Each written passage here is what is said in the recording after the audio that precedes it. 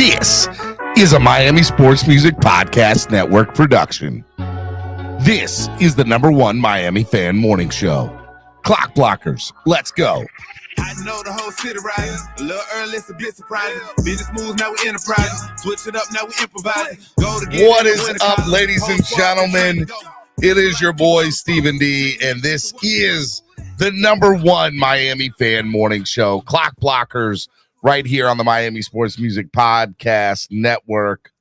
Want to say good morning to everybody. Good morning to my family. Good morning to my Finlaws. Just super excited that y'all are here with me today. Little technical difficulties there. Super excited y'all are here with me. It is Hot Take Tuesday. Our boy Nando Talk will be getting in the building. So as soon as the Nando Talk gets on, we'll be hanging out with him. Super excited to be hanging out with y'all this beautiful Tuesday morning, January the 24th, 2023. As a lot of you know, and for those of you who don't, my name is Stephen Daniels, a.k.a. Stephen D. You can follow me on all social media at Stephen D. SKPL. What does SKPL stand for? Spread kindness, positivity, and love. So super excited y'all are hanging out with me this morning. Thank you so much for coming on and just being part of the crew. You can follow Miami Sports Music on all social media at Miami Sports Music. You can follow it everywhere. Follow Miami Sports Music everywhere at Miami Sports Music, except on Twitter where we are at MIA Sports Music. Okay? MIA, take it to the house. MIA, take it to the house. So shout out to Miami Sports Music. Make sure you guys hit the like button on your way in. Subscribe to the channel if you haven't done so already. Subscribe. It's free. It doesn't cost anything. Subscribe to the channel. Subscribe, you fools. Matter of fact, we're trying to get our subscribers up. We want to hit 10.5, before in the next 30 days. So make sure if you haven't told your friends about us, what are you doing? Tell them about us. Say, hey, look, there's this really cool morning show. It's pretty awesome. Hit the like button and subscribe. It's free. It doesn't cost anything to do those things. But if you do want to help the channel and become a everyday person of the channel, we'd love for you to do it. Matter of fact, we'd love to get 3 new members this morning. Can we get 3 new members? Raul. Who else is in here this morning that's not? So far, I mean, I got Corey. I got Buffalo Bills Fraud Department. I got Adam Sadowski. I got I'm trying to see who else I got. Well, Raul and Canes 1989. Sign up, become members of the channel today, gentlemen. Come on, sign up. It is such a positive and wonderful way to support the channel on a month-to-month basis, and it helps with a lot of other things. So by supporting the channel, it's a big deal. So help us grow. Bob Young, Man's a Chill. Love you guys. Appreciate y'all coming through this morning. Make sure you guys support the channel in any way, shape, or form. And if you're able to come and be a member today, as you can see right here, join now, sign up to become a member of the channel, become part of the family. Make sure y'all do that. Okay. Says this, but this is Trucker Sean. What's up, Trucker Sean? What's up, buddy? How are you, man? I'm reading the stuff as they're coming in, man. Hey, look, if you want to help the channel grow by donating and you don't necessarily want to be a member of the channel, that's fine too. There's lots of different ways you can give monetarily. You can use the YouTube live super chat, which is the $sign below the bottom of the chat. Very important. Or if you're rewatching this on replay, then you can use the YouTube super thanks button below the bottom of the screen. And it's a heart with a $sign in the middle. And those are the 2 ways to get through YouTube to do it that way, which is always a good thing. If you want to use Cash App or PayPal, you can use $sign MSM Podcast Network, or you can use PayPal, which is also MSM Podcast Network. Good morning, Steve V. Good morning, Anthony. Hey, want to remind you guys, sign up, become members if you're not already. Come back to be part of the family. I do want to remind you guys, now that I just dropped the link for the Cash App and PayPal, that we are doing the Miami Sports Music Super Bowl box pool. We need to get this thing filled up as the Super Bowl gets closer. I've had a lot of people tell me that they want to be in it, but they haven't sent the money. So I have a lot of people that want to do this, but they'll be like, oh, I'll send the money. They haven't done it yet. If you want in on this, Send the money on Cash App or PayPal. It's $50 per block. Okay. A portion of what I make, I am going to be sending to the Dolphins Cancer Challenge, to the DCC, to my girl, Allie, a.k.a. Fody, fan of the year. I'll be sending to her DCC team because we just want to help them and promote them and help her and promote her because she's awesome. She actually might come hang out sometime this week on the show, whether it's this morning or in the future. We'll have to see, but shout out to her. But yeah, get your blocks pools in. All right. ZSM Sports, the number one place to get your cards, jerseys, balls, and hard to find items. They specialize in sports memorabilia. ZSM Sports. They got a signing coming up. Savan Ahmed, signing alert. I want to say there's only a few spaces left for this signing. Make sure you follow ZSM at Sports ZSM to get your spot for the Savan Ahmed signing today through ZSM Sports. Hangry Owls, good food, good mood, craft subs and salads. Make sure you follow Hangry Owls at HANGRYALS. Vasasaur, we love some Vasasaur. Born and raised, a beer created for the fans, by the fans, the official beer of Clock Blockers. And then greatplacetosit.com. Concert, sports, theaters, anything that you want to do that has to do with you buying a ticket, a greatplacetosit.com is the place to get it anywhere around the world. And the best part is the price you see is the price you get. Okay. Tail Greeter. We love Tail Greeter. Download the app today on your current Apple or Android device today. All right. I need to say something nice about Apple. So for those of you who don't watch the show on a regular basis, you guys needed to donate a certain level on what was it, last Friday or Friday ago, or 2 Fridays ago, and I would say something nice about Apple for 30 days. As those of you who don't know, I'm a big Team Android fan. Love Team Android. But I won't tell you how I personally feel about Apple. So I have to say one nice thing every day about Apple. So today's nice thing about Apple is what is something nice about Apple? I like Apple TV.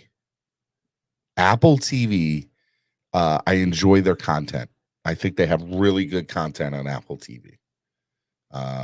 There's the morning show that has like Jennifer Aniston on it, and that's really good. Yeah, they got some good content up there. I enjoy Apple TV's online content. All right. So there you go. There's my one thing. There's my one nice thing about Apple today. That's all you're getting from me. Tomorrow, you got to come tomorrow to see what else I say nice about Apple. Team Android all day. Okay. Now that I got that out the way. It is Hot Take Tuesday. It is Hot Take Tuesday. I'm glad that y'all are here. How you know if you got Android? Man's a chill. I don't know. How do you know if you got Android? It doesn't have an Apple. It doesn't have an Apple on it. It doesn't have an Apple on it. So I don't know what that is. It's Hot Take Tuesday. We got our man Nando talk. I'm just trying to find out where he's at the moment. So as soon as Nando gets up here, we'll be hanging out with Nando today. Sorry, let me hit this button. Okay, there we go. Yeah, man. It's so here. Let me say this. Number one, if you're joining us this morning, I appreciate it. It's tough to do content on a day in, day out basis during the off season because there's just not a lot to talk about. Now, last off season was so much fun as Dolphin fans because it can, like the day after the season, you know, Flores was fired, and then then the coaching process began, and that took a couple of weeks, and then after that, you know, Tyreek Hill a couple of weeks later, and there was a lot that went down in the last offseason. So will not have the same offseason this year. Now we are trying to find a defensive coordinator, which is, you know, on its own a very interesting thing that I obviously want to talk this morning with Nando talk about, because I have my opinions about it. I have my thoughts about how this process is going to go I will say this morning there was some breaking news that happened out of New England. Bill O'Brien, Alabama's offense coordinator and quarterback coach, is returning to New England to be the offense coordinator for the New England Patriots. Bill O'Brien, the famous head coach, GM, whatever you want to call it, for the Houston Texans. Bill O'Brien, we thank you so much for your tenure in Houston because, like I say, it helped our franchise move forward. Now, is it going to help our franchise get a Super Bowl? We're going to find that out in the next year or two. But nonetheless, him going back to New England is very interesting. And, I want to get into all that. Buffalo fans have been very quiet. There were some Buffalo fans, I will not name, that said that they were going to come on yesterday's show if they lost. No shows at all. Look, it's tough when you lose like you did.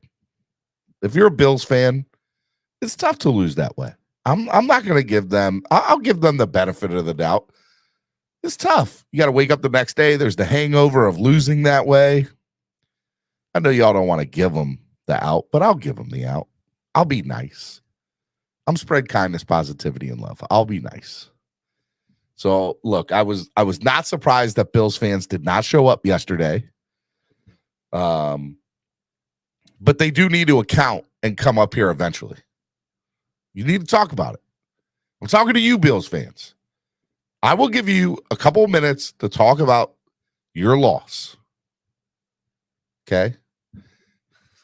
He said, nah, F that. They troll the out of us.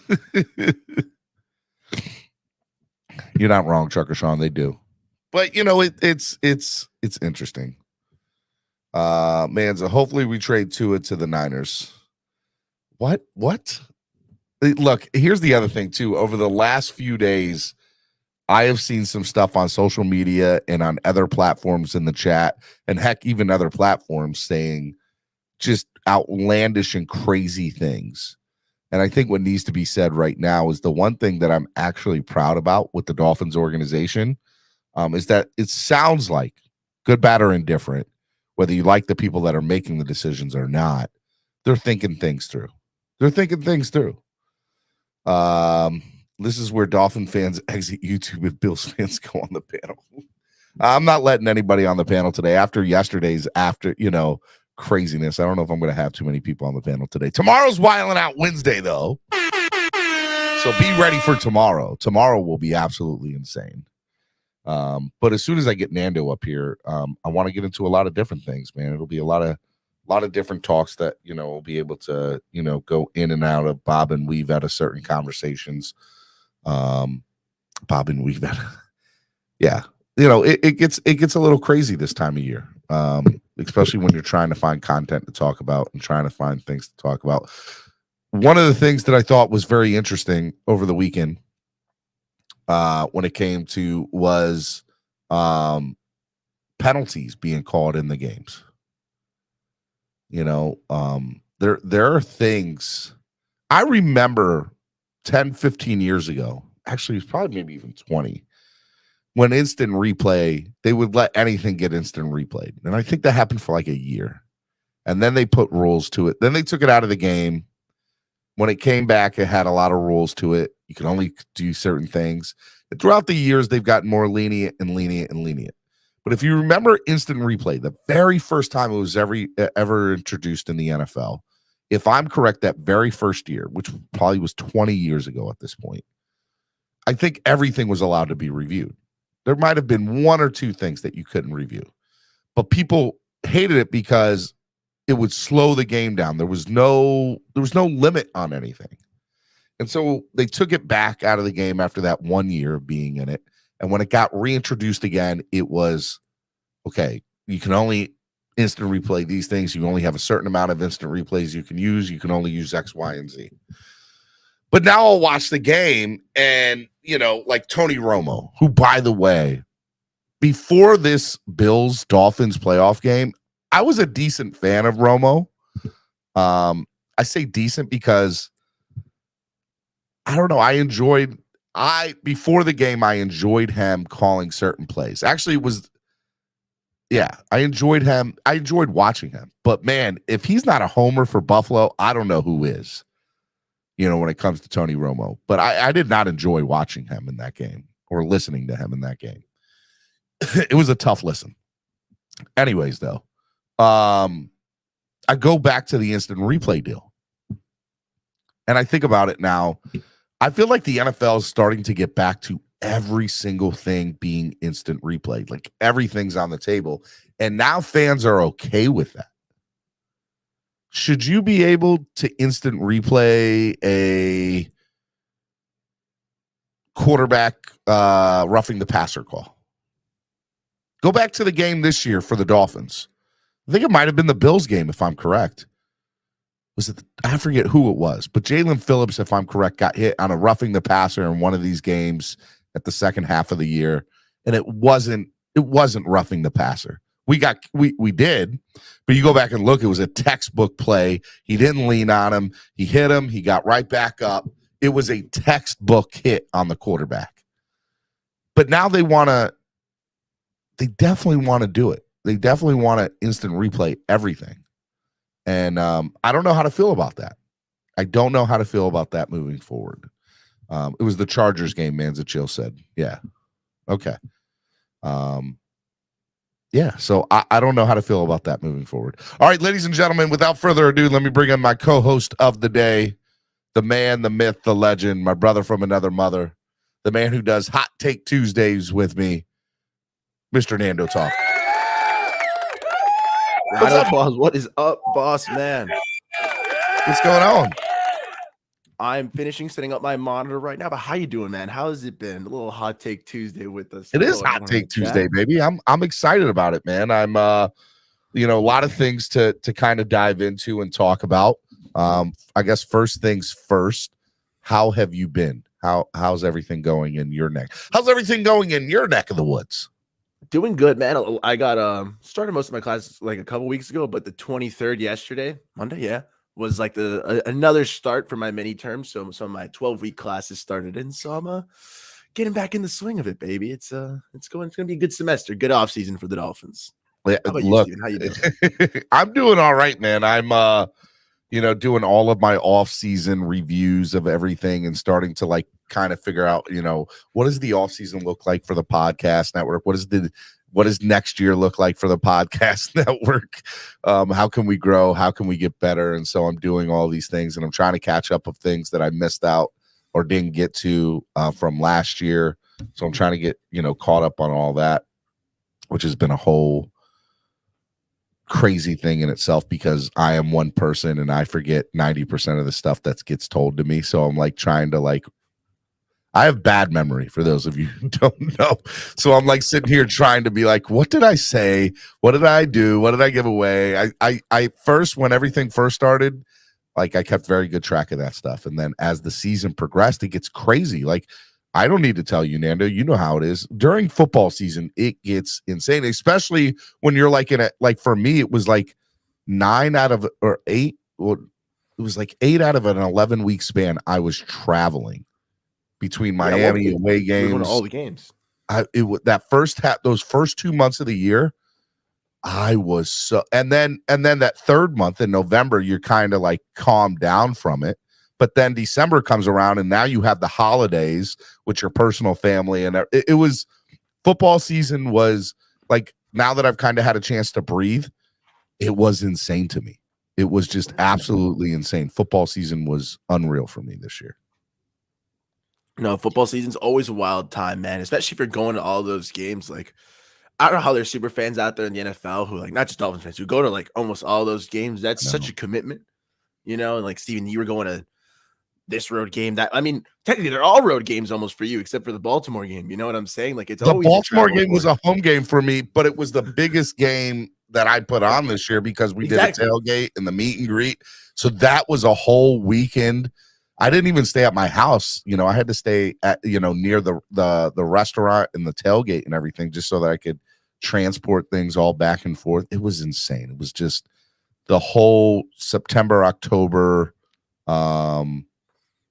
and the beginning of November was insane. And then obviously December comes around. And we're just in January. So this is And the season only ended a week and a half ago, 2 weeks ago now, right? So I'm just now starting to be like, all right, the end of the season is here.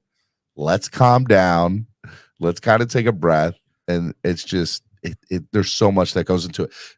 I tell people all the time, you can like TD Fins Talk, you can like Reason, you can like Dougly Do Wrong, you can like the Fins Tailgate, you can like Miss Fins, you can like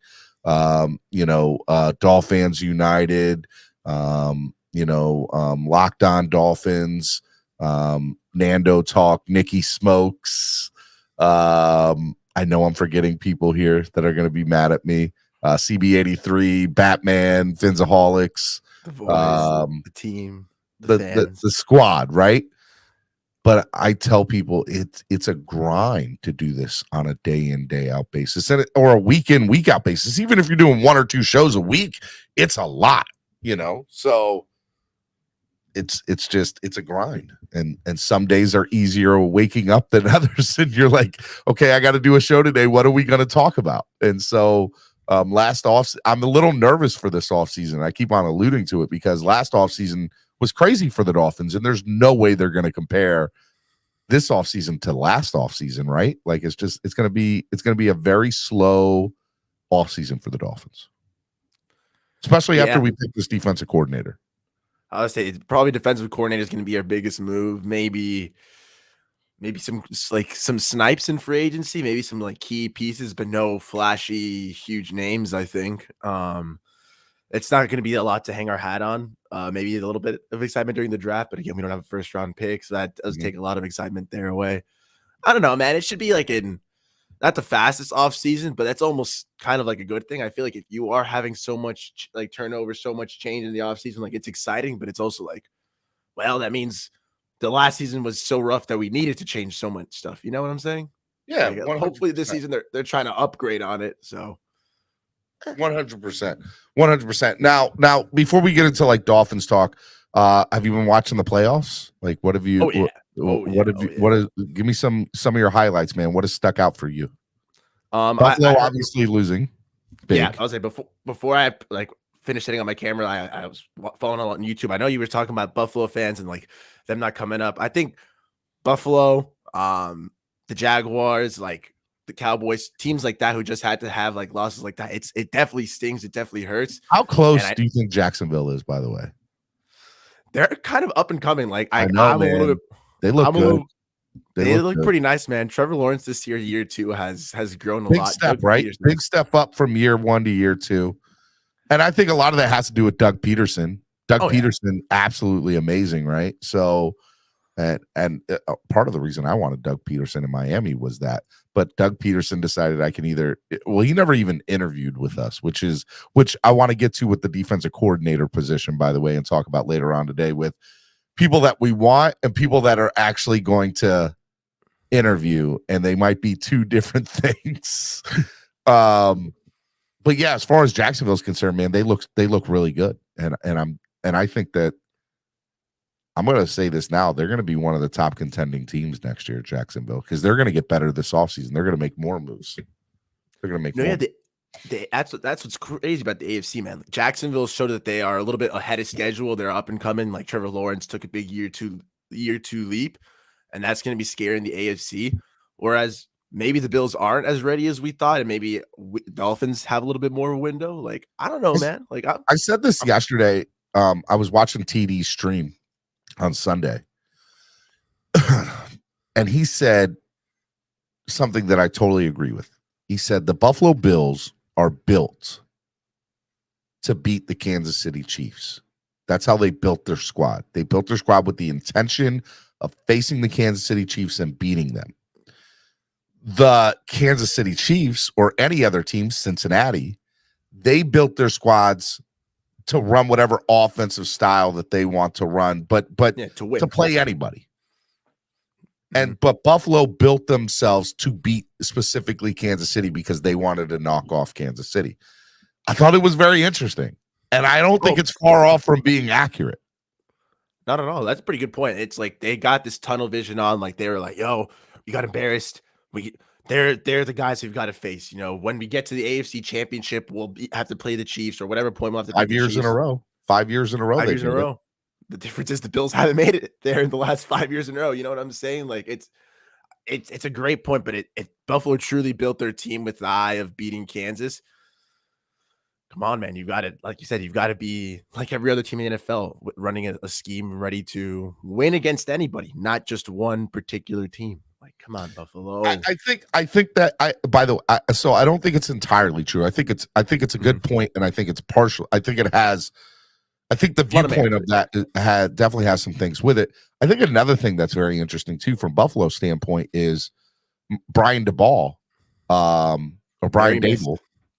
He left, and I mean, we all know when Dable came to help Josh Allen went from this level up to this level, and I think we can all agree that even Allen had a great year. Not sitting here throwing Allen under the bus.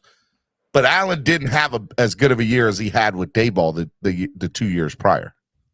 No, there was definitely a bit of drop off, man. Like Ken Dorsey's not that guy. Ken Dorsey, they're saying he might get fired.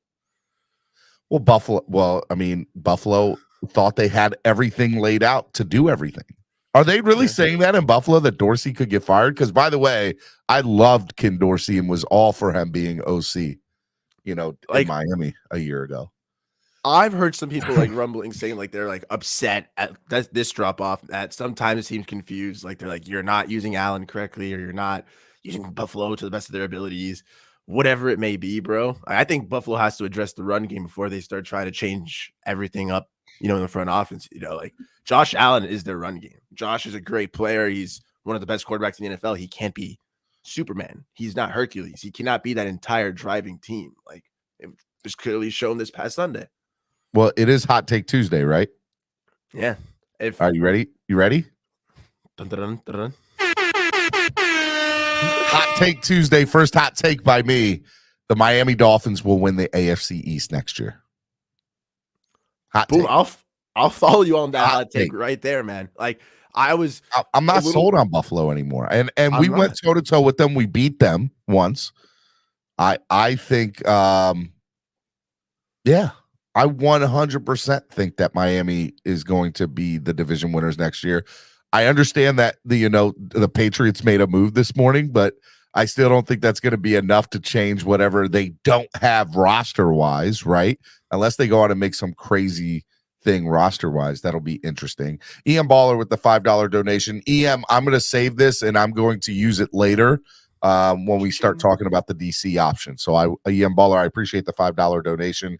I won't forget about it. I have it pinned. I'll use it when we start talking about DC options. But yeah, I play and the Jets. I mean, I don't believe the Jets are anything, but yeah, I think that's a hot take. The Dolphins win the division next year. I mean, because they played good. If the Bills were built to beat the Kansas City Chiefs and were the number 2 seed, right? Based on that alone, and Miami with a depleted roster, injured, third-string quarterback go toe-to-toe with them in a playoff game, you got to think that they're going to get healthier in the offseason. It won't be a third-string quarterback starting next year. They got to get better, right? Better, more time under McDaniel's system, a new defensive coordinator who hopefully reorganizes, re-energizes this unit, and it's getting back into shape. Our team, for all intents and purposes, should be getting better next year. It's a year 2 under a new head coach, another year of growth with such a young team. Whereas Buffalo, they seem to be, a little bit stalling a tad. Their same elimination from the divisional round, another round 2 exit. I don't think they accounted for how big Brian Daboll was going to be a loss. That's what I'm saying. And if they're trying to figure out OC, whether they stick with Ken Dorsey, whether they try to bring someone new in, which I don't know, man. Buffalo might be a little bit up in the air right now. I'm not saying we're going to run away with the division, but I'll follow you on that hot take, Steven. Yeah, I think it's a good hot take. And I'll do you one better. I don't know if this is a hot take or not, but I'll do you one better. The Jets have the best defense in the AFC East.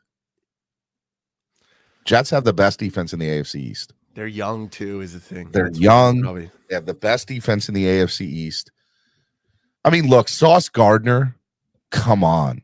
All pro, first team all pro in his rookie year. I mean, Sauce already to me is a top 10 defensive player in the NFL.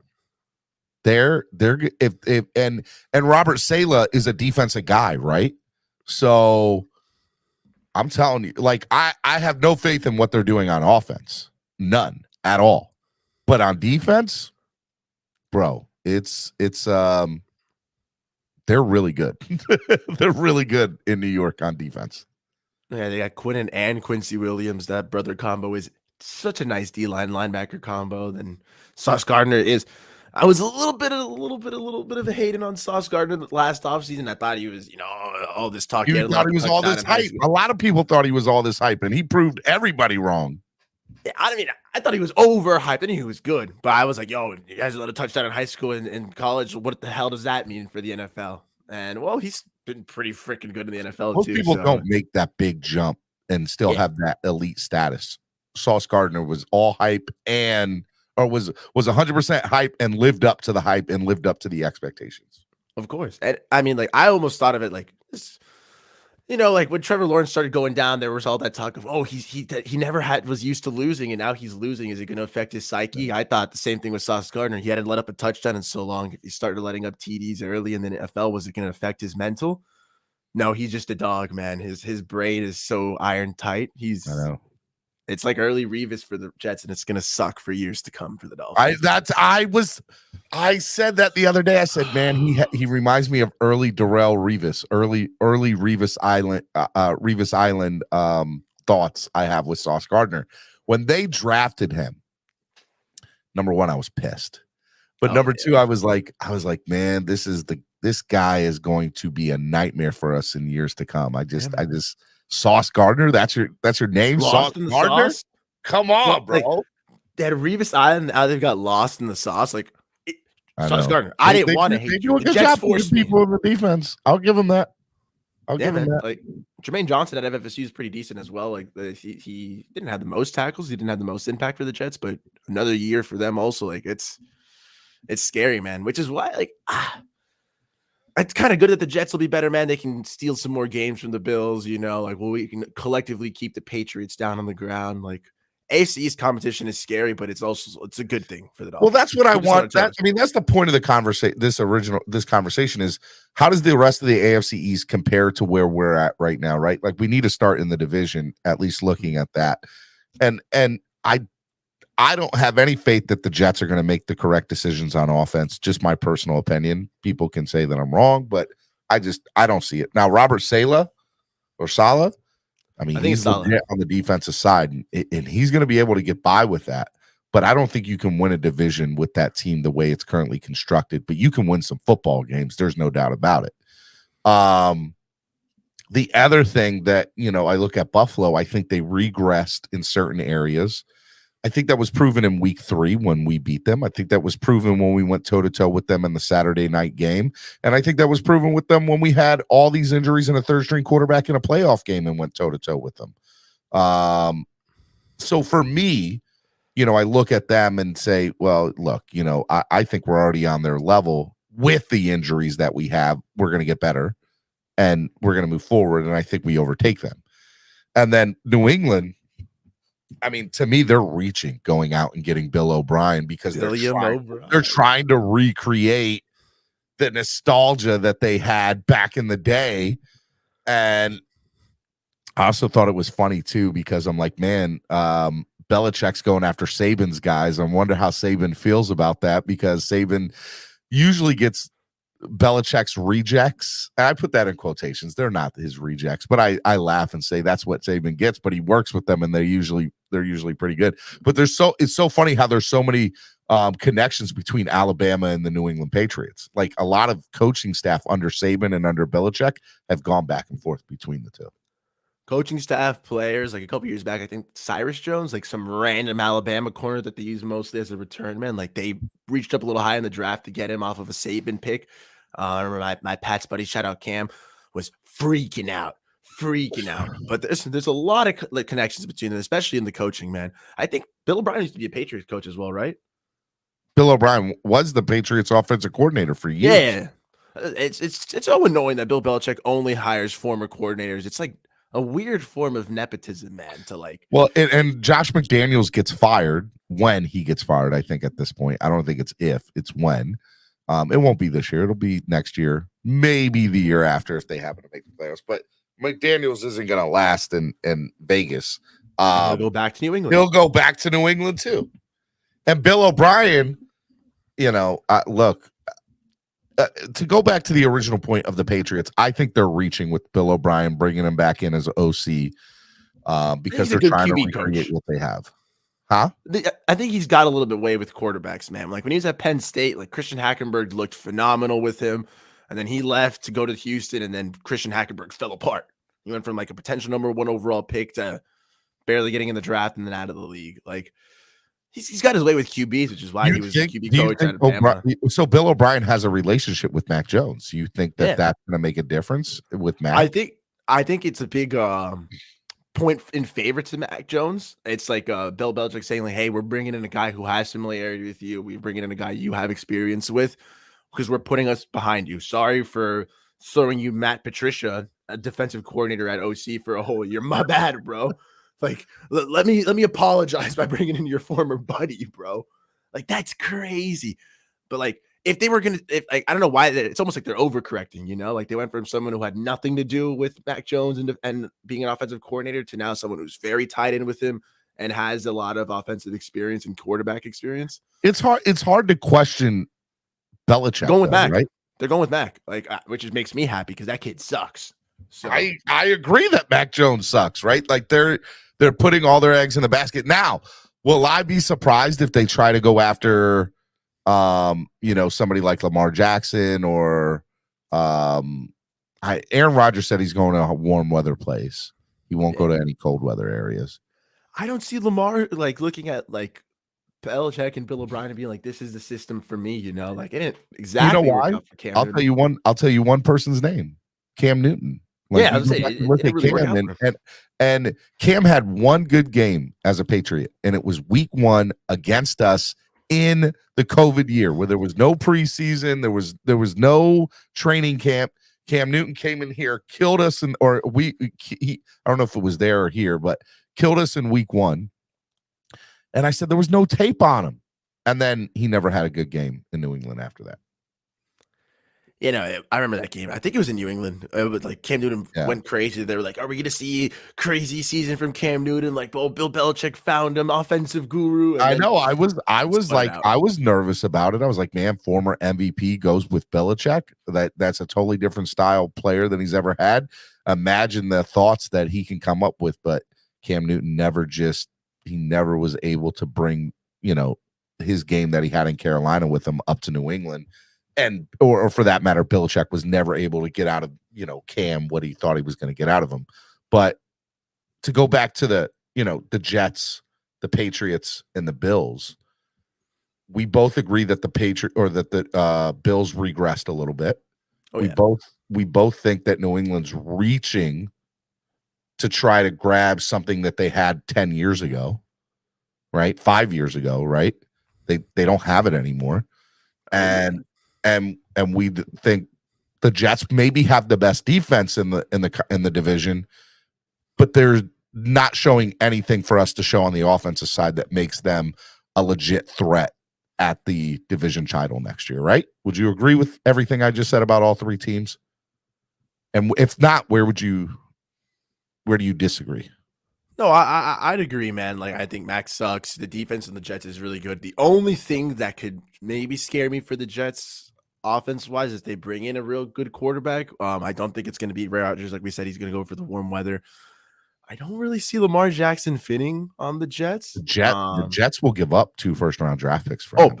But they'll pay. Like, the Jets will pay. They've got the cap space. They've got the capital. Like, they've got. And I see Derek. I could see Derek Carr there too. I could see Derek Carr as well, and with the Jets. Which, again, anything's an upgrade over Zach Wilson at this point. Like, it's trade for Bailey Zappi.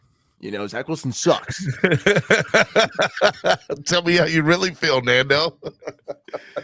I mean, Zap's not getting a starting job in New England anytime soon. That's why they hired Bill O'Brien. Like, yo, the Jets, you're screwed, man. You got to go with Carr. You got to go with something. You got to Derek Carr or a car salesman over Zach Wilson, So man. if you're looking at teams as currently presented, Dolphins find them. I don't want to say they find themselves in the best position, but they find themselves in the most unique position.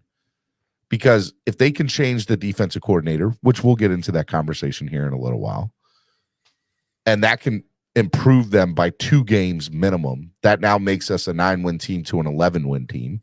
We know that there was 2 or 3 games this year where we probably should have won, no matter, even with the circumstances that they were. So there's a 4-game swing. So now we're at 13 wins, and so I think that by making some minimal changes along with the big defensive change on the defensive side of the ball with the coordinator and, bringing in certain personnel and people getting healthy, I think we can have a 4-game swing this year. That's my personal opinion of it.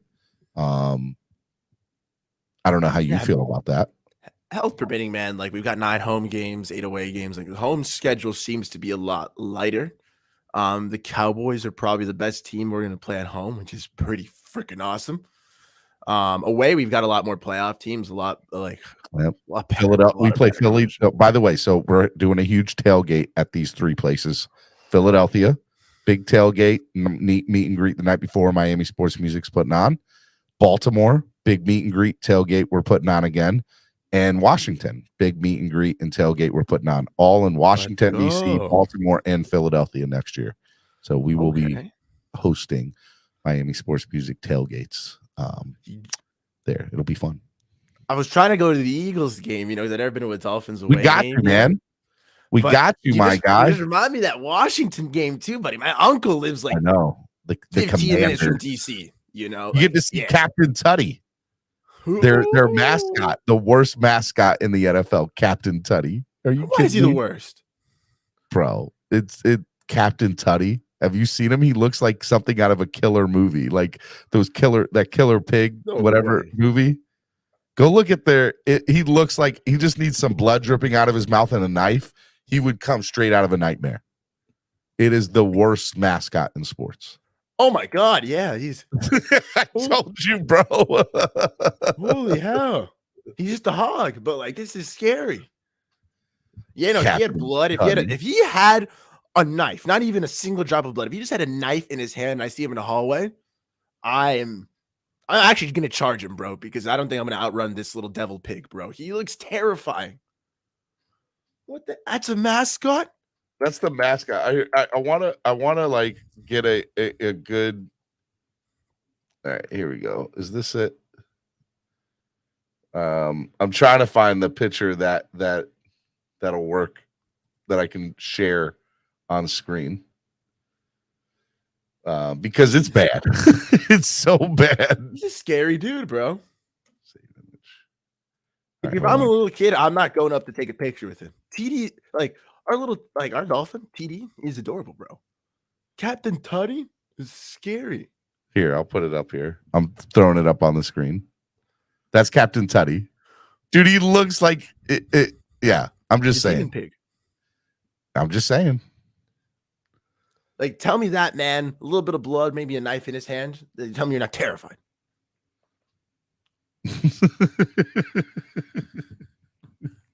It is funny. It is 100% funny. All right, so that's about this. I want to get your quick take about the conversation from yesterday. Yesterday, I posed the question on Monday's show: where do the Dolphins currently stack with the final 4 teams that are currently in? Like, how would you compare the team constructed now as is, compare with the final 4 teams that are in the playoffs now? Very behind. Yeah, me too. Like it's, I've got my little homer hat on, I've got my fin up, but at the end of the day, like, you look at the Chiefs, you look at the Bengals, they don't doubt who their franchise quarterback is. They've got everything in place, and they built their teams to, like we said, win against anybody and compete for Super Bowls. You look at the Eagles, they are a very well-constructed team, and it looks like Hurts is going to be that guy. They've got the personnel, they've got everything in place. Nick Sirianni's doing a phenomenal job as well. Boom, they're in place. You look at San Francisco, Kyle Shanahan is obviously well established there. They're such a well-built team, so well-built that even a 7th-round pick, Brock Purdy, can slide in and still not miss a beat. Like, and then you look at the Dolphins. To me, this says more about the team than anything. Oh, exactly. That's how well built that roster is. That's a beautifully built roster. And it goes to show again, like everybody wants to say you just need a quarterback to win the NFL. You can either go the super quarterback route and build around him, or you can build a super team. By the way, Sam Fran has been in 4 out of the last 5 NFC championship games. I'm saying, like with the Chiefs, it worked. Quietly, just wickedly good, that team. Quietly as good and as successful as Kansas City Chiefs have been in the last couple of years, minus the Super Bowl win, which they lost to Kansas City. Like, it's crazy to think that, like, you can go one of two ways still in the NFL, and it's so much flashier to go that crazy, sexy QB, but you can also just build a beautiful team. That's what I was trying to tell people. Let me pause you. I agree with you. I want to go into the other teams, and I want to get your thoughts on it, but let's stick with San Fran for a second and more thoughts of the roster, the ultimate roster. You build out a good 53-man roster. You don't need that flashy quarterback. And San Fran is showing us that, to your point. And for me, I think the biggest offseason move for the Dolphins is backup quarterback if they decide to stick with Tua, which is what they've said they've said out loud. Tua's our guy next year. Well, then for me, you have to at least have the contingency of understanding he's only going to play 12 games, maybe 13 games, right? So if he's only going to play 11 to 12 games next year, you have to know that for 5 to 7 games, you need another quarterback that can not only come in, but win you football games. And so for me, the backup quarterback is very important next year because we don't want there to be a drop-off from QB1 to QB2, a huge one. And for me, by the way, that name is Gardner Minshew. I would love to see Gardner Minshew here next year. If Minshew is here next year, I think that he's the guy for 5 or 6 games where I'm like, all right, when Tua goes down, I'm good to go. Like I still have faith that this team can go out and compete and win football games. And by the way, he doesn't have to be flashy. He just needs to be able to plug and play into the offense that's implemented. And so I think that Dolphin fans need to get out of their mind having a top 5, top 10 flashy quarterback and just have somebody who can come in here and run the offense and have the team built. So that means getting more depth at the O-line. That means going out and getting a good tight end. That means building up the backfield, whether that means bringing Jeff Wilson back or going out and getting my number 1 pick, which is Tony Pollard. I would love to see Tony. I know he broke his leg. His ankle, bro. I know, but I love Pollard. I love him. And it's his first injury of his career, if I'm correct. So I mean, but you got Josh Jacobs. There's a handful of running backs where I'm like, I think they would be a significant upgrade over Jeff Wilson. So it's a matter of Chris Greer going out and building out and adding depth to the roster from what's already here, getting healthy players back, Trill Williams, look at all the other 12 people that we had on the IR this year. Why not, right? So just elaborate a little bit more on that. I think it's just funny, man. I was just reading like some people in the chat are complaining like, oh, we want to pay for a backup QB. What about the money for other positions? Tua and a backup QB is going to cost us way less than bringing in a star quarterback. And we do have to address other positions. Like we do have to address other holes. Like an expensive backup like Gardner, bro, is going to cost us what? Maybe $6-7 million. As long as he doesn't cost $10 million, I do not care. Y'all, I've said it. I'll say it again. If the Miami Dolphins spend $10 million on another player for 1 year, I will lose my mind because that is the curse of death for them. AKA who was Will Brandon Will Fuller. I wanted to say Brandon Cooks. We never had Brandon Cooks. Will Fuller, Jay Cutler, Teddy Bridgewater. You name it, $10 million contracts just don't work well for us for 1 year. They don't, man. Like every other quarterback, Brady, Lamar, Rodgers, they're all going to want upwards of what, $30-40 million? Oh, maybe even 45, Brady wants stake of ownership, like we're talking about overpaying for a bunch of quarterbacks. And on the same portion, people are complaining about wanting to pay for a backup QB because we've got to fill out holes, Steven. You know what I'm saying? Like, we've got a lot of spots to fix on this roster. I think the smartest thing to do is rock with the quarterback on a rookie contract, get a big guy like Gardner Minshew who can compete for quarterback one, or at least be a very competent backup, and fix this team. I'd rather go the San Fran route than go like a crazy QB and then have a shit team around it, man. Like, that is my number 2 way of dealing with this team this offseason. My number 1 way, and I said this yesterday and I'm saying it again, is Tom Brady. I would love Tom Brady to come here. How much you think he'll get? I don't care how much he'll cost. And I don't think he will demand 40+ million personally. All right, so here's the thing. Legally, he cannot ask for ownership. That cannot be a part of a player's contract. Not allowed to do that according to the collective bargaining agreement. But there's always that backdoor deal, right? That side wink, right? So here's the deal. If we got Tom Brady, who I'm 100% on board with getting, out of all the other quarterbacks, you don't have to trade for him. So you get him off the bat, free agent. You don't have to give up anything for him. And now you're going to have to pay him, let's say $20 to $30 million. Let's say that's what he cost, right? Well, number one, you're going to get rid of Tua. Tua's gone, right? That alleviates the cap at least. That alleviates some of the cap, right? And you're probably going to have to figure out and I'm not worried about the cap because Greer, for me, that's been his one thing where I'm like, they're gonna be fine. But what he allows, unlike other quarterbacks to bring in, is now with Tyreek and Waddle along here with Brady. Imagine how many veteran free agents are going to be like, Brady, I'll come here and play on veteran minimum to come win a Super Bowl in Miami. No state tax. I get to live in Miami, play with Tom Brady, Tyreek Hill, and Jalen Waddle. 100% I'll do it. See, I'm down for the Brady effect because we do need the holes to fit. I want those cheap. And by the way, here's the thing about Brady. Everybody said, well, Brady looked bad last year. No, he didn't. Go look at his numbers. His numbers are on effect as a top 5 to 7 quarterback in the league. Numbers prove that. And he played every game almost. I think he played every game, if not almost every game. You know who didn't play every game? Tua.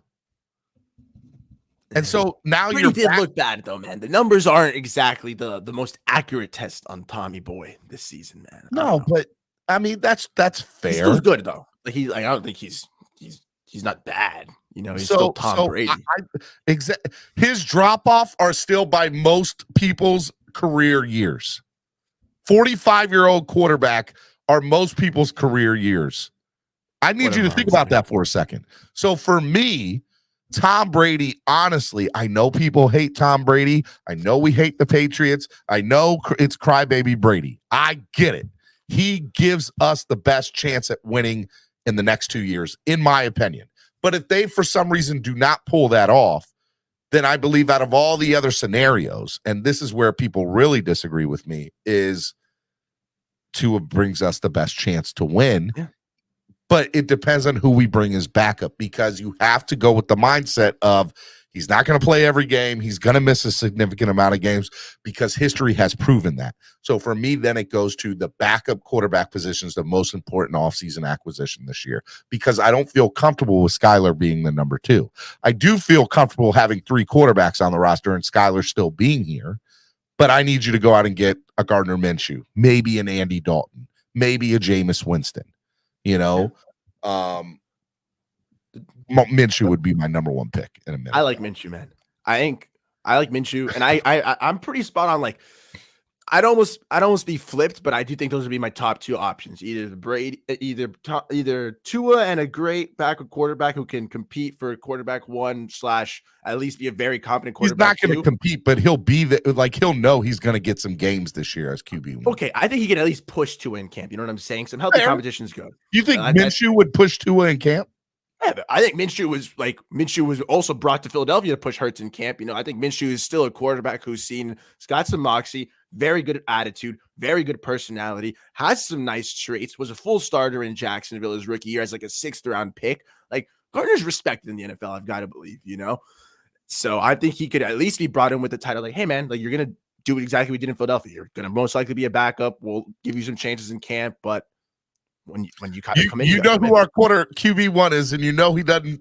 You're going to get some playing time, my guy. That's what's going to happen. Okay, and the Mustachio Man himself, like he's a beast, bro. He's got a great head on his shoulders, and that's what I want to see. No Teddy looking dazed and confused, being disinterested. Like Gardner Minshew will come in the game and he will fire up a team, and that's amazing. But I'm down for Brady too because of that Brady effect. Steven, I just think we have so many holes on this team to fix still. Like, yes, we have a big question at quarterback. You got questions at running back, offensive line depth, secondary depth. What do you do at RB? What do you do at RB? Like, who's your RB? Like, who's the offseason acquisition you want the Dolphins to do? And by the way, some people yesterday were saying just re-sign Jeff Wilson. Like, Jeff Wilson would be sufficient enough as long as Mostert stays healthy. The 1-2 combo of Jeff Wilson and Mostert, there were some fans that were still okay with moving that forward next year. I personally am not, but there were some fans that were.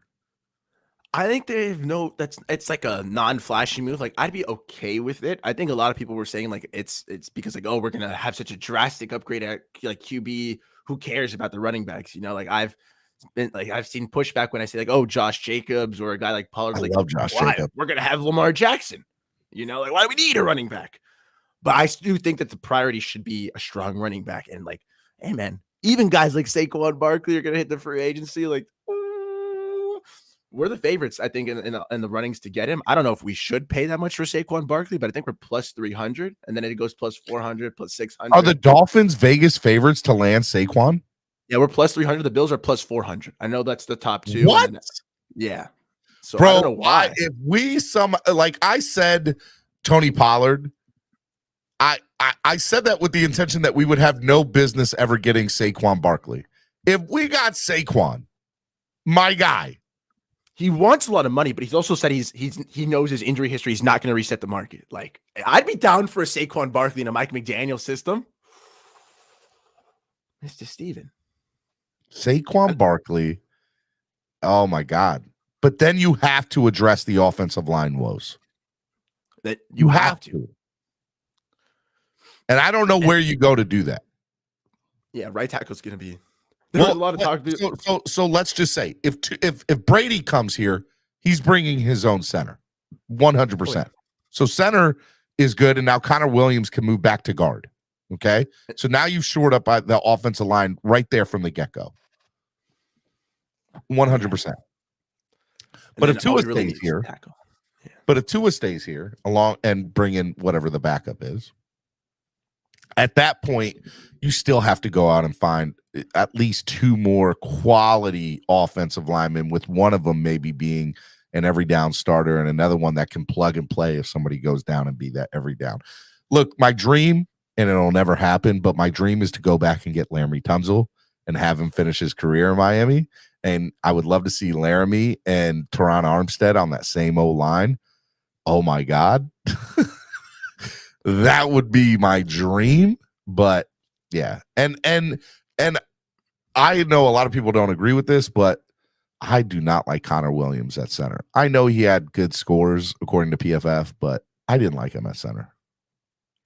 I think he was a mixed bag, bro. Like scores, it's the same thing with Brady. Like scores are good. You look at sometimes the tape and it's like, what is this guy doing out there? You got to give him the benefit of the doubt that at least blocking wise, he's got it down. Snapping, that whole motion, that mechanic of it. Hopefully he figures that out if he does stay at center. If not, I think we've happily found a center guard. And whatever he ends up. Are you okay with Connor Williams at center? Because there was just, even at the end of the year, he still didn't look 100% comfortable. I just don't know. I think we could find a better guard than we could. I think it's easier to find a guard than it is to find a center. Just because there's more That's guards. Fair. I agree with that. Yeah, I agree with that. I think we have a higher chance of signing a guard and plugging him in than finding a center who's going to upgrade over Connor Williams, despite the little issues with the high snaps sometimes. And again, just to reiterate the point, if Brady comes here, he will bring his own center, like guaranteed. So that would move Connor to the guard, and by the way, that center's not. I'm down. Yeah, it would be a great move. So, that would negate the maybe I still think they might need to go out one, but that was the other thing about Greer and McDaniel in the offseason or in the last press conference, in the last presser. They said that they're going to keep a couple of the guys that were hurt this year and they want to retain. It didn't sound like, according to their presser, that they wanted to keep, or that they wanted to go out and make a lot of moves and they wanted to keep what they currently had in house. Did that scare you a little bit? Does that make you nervous? If it doesn't, let me know. I want to feel like you do if it doesn't. But for me, that makes me nervous because health is everything. Health is everything. It makes me a bit nervous, man, because I do want to see some improvement. I do want more depth. I think that they're saying that they're not going to bring in a bunch of big names, maybe that they can still fill out with depth. But health, Steven, I think that's why they're comfortable with running it back. That has to mean that Greer and McDaniel believe that they had built a good team, that they had a good roster, and they just got absolutely decimated with injuries, and it just wasn't what they had in mind. But they are still confident in those players, their ability, that given health, I don't think we're going to have 4 or 5 members of the secondary tear their ACLs again. I just don't think that's going to happen, Maybe they're comfortable. I still want to see us add out more depth. I'm a little bit afraid, but I'm not too worried. I still think that they're going to make some moves. I don't think they're going to hole up and do nothing. We're not the Oakland Athletics, Steven. We will. We will spend some cash. I know that we will, and I'm very confident in I'm very, very confident in Greer's money management skills. Agreed. He's gonna make the cap work, and everybody's like, "Oh, we got to make the cap work. We're gonna be fine. We're gonna make the cap work. Don't worry about it. We're gonna be okay there." What I want to know is, where do the Dolphins move forward with, the depth part? Because that was the one thing last offseason where I said, okay, we're not having a conversation about too many starters. We're, with some of these moves, now we need to have a conversation about depth. And there's still some question marks on the starting line. There's still some question marks in the secondary, in the linebacker room. Obviously, tight end. Who's going to come and play tight end here next year? Because Gesicki's not staying. Do you keep? Well, I mean, I love Dalton Schultz, and that was one of the reasons I was watching the game. Because I was watching the Cowboys game for a couple of reasons. Number one, I want to see the Niners and how good they really were, and I'm still sold that they're going to go all the way. But I think they're going to be Philly this weekend. But the other thing to it is the Miami Dolphins. They might like what they already have in Ethan Carter, who was hurt this year. So I could see a combination of them saying, we're not going to go after a tight end. We got Ethan Carter. We got Durham Smythe, who I like, by the way. And we still have Alec Ingold, who played a majority of his snaps from the tight end position this year. So they might not think the tight end's a big priority and spending all this money on Dalton Schultz. Now, I like Dalton Schultz. I think he's a good kid. But they might not see the priority in going out and getting a tight end because they like what they have in-house. Agreed. And, it goes back to the same statement why I don't think we should be too concerned when they're like, oh, we're not going to make too crazy moves. They look at a guy like that, and they go yo, we think you can contribute next season. You're supposed to contribute this year. You just got hurt, man. I'm not going to completely throw you away. I had a plan for you. I still want to implement that plan. And as much as I would like Schultz, we've got some good tight ends in house, man. We've got some good guys that if they fit Embry's system, if they fit what McDaniel can already want them to do, Schultz might be a luxury we just won't spend money on. And after those 2 bonehead plays to end the game too, I don't know if I want Schultz anymore, man. He left me a sour feeling in my tummy watching him not force through contact and go out of bounds and then just keep the clock running and then not put his feet down. The one thing we always complained about for Mike Gesicki, he just doesn't run through contact, man. And if Dalton's going to be soft, I don't want him.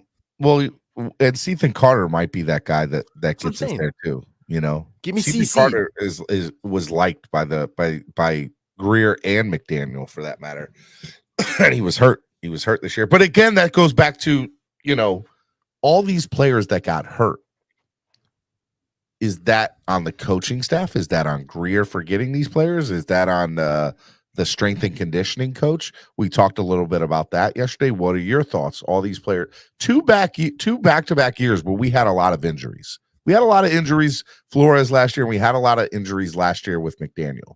How do you cut down on it? Because the one thing that we can say about Philadelphia, the one thing that we can say about San Francisco, two teams that are in the NFC Championship game, they're very healthy teams right now.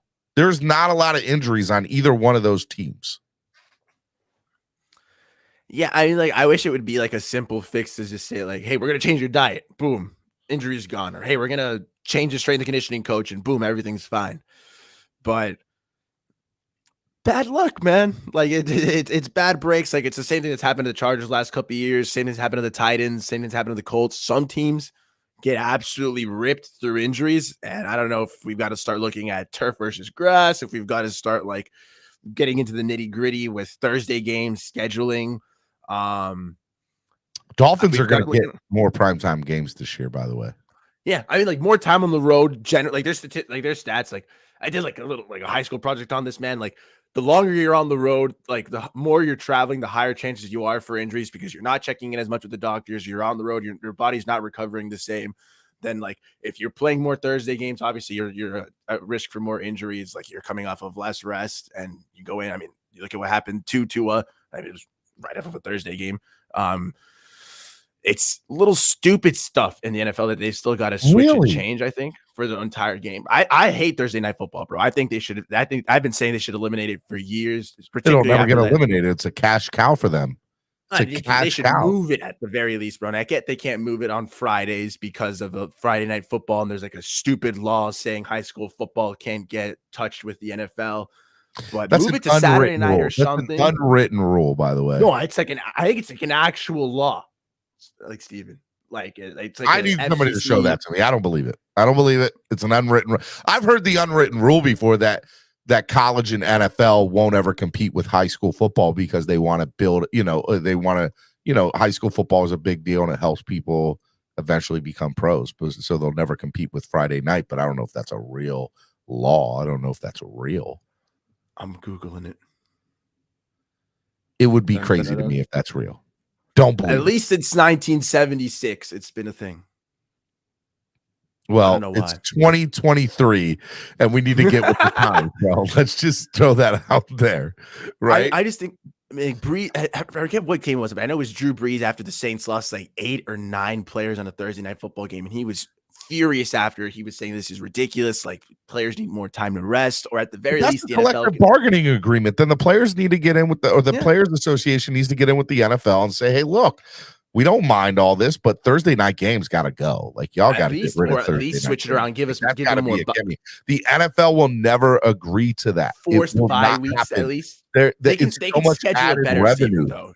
That's why they added an extra regular season game, not because they wanted more competition. It was because the NFL made so much more money off of one extra week. Why do you think they added one more extra playoff team? Because now they get 3 games each Saturday and Sunday. So they called it Super Wild Card Weekend this year. It wasn't regular Wild Card Weekend. It was Super Wild Card Weekend. So rework the bye weeks, Mr. Steven. Like, as long as the NFL, there's people think the NFL should have 2 bye weeks now with 18 weeks. 2 with 18 weeks would be awesome. Or at the very least, if you're going to play a Thursday night football game, you're coming off a bye. Like, you're not coming off of 4 days rest. You're coming off of 10 days rest. Okay, it improves the quality because they're also more prepared. How many stinkers did we see this year on Thursday night football? Like 12-9, 12-10 versus the Colts. That would be a scheduling nightmare. That would be It's not my problem, bro. Like, it looks like sometimes they just do it at random, bro. Like, how many years of the Dolphins are like, oh, we just had 5 away games in a row. We just traveled 6,000 miles. Oops. Like, the NFL, I don't know how they're scheduling. Like, I know that it's very, I know their opponents are set out years in ahead, but okay, even greater reason why there should be no 3-4 game road stretches. Like, that's ridiculous. Okay, the Dolphins we had a 4-game road stretch. That's so unfair to the team, bro. Like, little stuff like that, the NFL can greatly change around, and it will improve injuries, okay? Like, it will reduce them. It will improve the quality of this game, and it's just so stupid that the NFL just is so backwards, bro. You saw the chains still getting wrapped up. Like NFL is still stuck in the past, bro. You got to update the scheduling. You got to update technology, equipment. So much things, Mr. Steven. So little time. I don't disagree with a lot of what you just said. I like that, hey, if you're going to keep Thursday night football games, you need to have them coming on after bye weeks. No teams are allowed to play no more than one Thursday night game, which probably means that in an 18-week schedule that every team is going to play one time on Thursday night. I think there were 2 teams or 4 teams. There were 2 or 4 teams last year that played twice on Thursday night. And one of them was because somebody played on Thanksgiving. So they had the Thursday on Thanksgiving, and then they played the following Thursday night. I think it might have been Dallas, actually, that played 2 Thursday games. But they came on back-to-back weeks, if I'm correct. So they played on Thanksgiving, and then they played the following Thursday night game. Caslin said 8 teams make the playoffs, 1 and 2 seed get bye weeks. Here's the thing. So last year they introduced 7 teams to the playoffs. Last year's super wild card weekend was horrible. There was, out of 6 games, 1 of them was competitive. This year, I was very impressed with the wild card games. They all were really good games. The divisional games sucked this year. All 4 games for the most part. There was some competitiveness in 2 of them, but they weren't like, oh my God, that's one of the greatest games of all. Like they were at best. At best. Right? So I don't know how to I before these last 2 weeks, I was 100% on board saying I never ever want to see. I think the NFL should go back to 6 teams, right? Make it elite. You got to be the best of the best. 8 teams. I don't know how I feel about 8 teams making the playoffs. Yeah. I do like that 1 and 2 would then get, it shouldn't just be the 1 seed. Level 2 Noob says the Sports Broadcasting Act is what Nando is talking about. Doesn't make it illegal for the NFL to broadcast on Friday or Saturday. It disincentivizes them by removing antitrust immunity those days. Vaguely. Thank you, Noob. Level 2 Noob. And Nando talk. Always a legend, Noob. I stand corrected, man. You're not totally wrong, though. It's not like a law. Like he said, it's disincentivizing them. It's not like banning them. So no, but look, they're going to make sure they have everything in their power to not be. They don't want anything to come back and bite them in the butt, right? So, it'll be interesting. Bucks were hoping to hire Bill O'Brien. Where Byron Leftwich got the Jaguars job. Removes a strong candidate who may have influenced Tom Brady's return to the Bucks. The Bill O'Brien going to New England. What about Tom Brady going back to New England? That would be interesting. I don't think that'll ever happen. I think that the only talk I heard about that is divorce. Well, you talk about the divorce. It might have been like he might have left New England. Like Giselle was like, "Yo, I'm tired of living in this miserable, ugly, little northern, cold, horrible land. I want to move to Florida. I want to move to somewhere sunny." And Tom said, "Okay, there's already problems at home. You're already getting mad at me playing football all the time. Let me put you in an environment where you're going to be happy, Giselle. Let's send you to Tampa." She's like, "That's I wanted Miami. Whatever, Tom. Fine. Tampa's cool enough." Still didn't work out. They still got divorced, and now Tom Brady's home alone. Still wants to further his career. Maybe he wants to get back with his ex. Maybe he wants to get back with New England. By the way, I just want to say, I don't think he ends up here. I think he ends up in Vegas. Where do you think he ends up? I think New England might be a high chance. Las Vegas would be cool too. What better place for a freshly divorced man than to live? Him and Josh McDaniels have a really good relationship. I mean, I feel like that's a match made in heaven for him. Josh could call me. He could be like, please, Brady, they're about to fire me. They think I suck. Tom, please come to Las Vegas and save me. First couple nights at the Bellagio are all on me, man. Like we're going to Caesar's Palace. I'll give you $1 million credit line. You get the first couple of nights at the Bellagio on me, cuz just come on down to Vegas. I'll take care of you. I'll take Like, care what- of you, man. I'm giving you your contract in chips, baby. You like to gamble on yourself, Tom? You make that contract into an absolute fortune, bro. And he's like, you know what? I'm sold, Joshy boy. Come on, let's bring it in there, pal. You know, totally unrelated, but staying in the same quarterback situation because I just want to get your thoughts. I wanted to go to the other teams, not that remain, but why is Dallas? Why can Dallas not get out of the NFC divisional round? Is it Dak Prescott? Is Dak Prescott not the quarterback that he has been made out to be? I just don't think Dak's got that in him to be that next level winner. You know, 2020 he was my dynasty fantasy football league quarterback. We lost the championship last 2 years. Joe Burrow's been my QB. We've won. You know, you look at the divisional round, Dak can't win there either. He has those moments like in maybe the Bucs suck, by the way, because Dak last week looked amazing. He had 4 or 5 TDs, perfect game, no interceptions. This game he has 2 picks. Steve, you didn't know Dak Prescott has never had back-to-back games without a turnover? Never knew that. Like in his entire career. His entire career in the NFL. Like he has a turnover-free game. And that includes now too, right? Yeah. I mean, That's still up to date.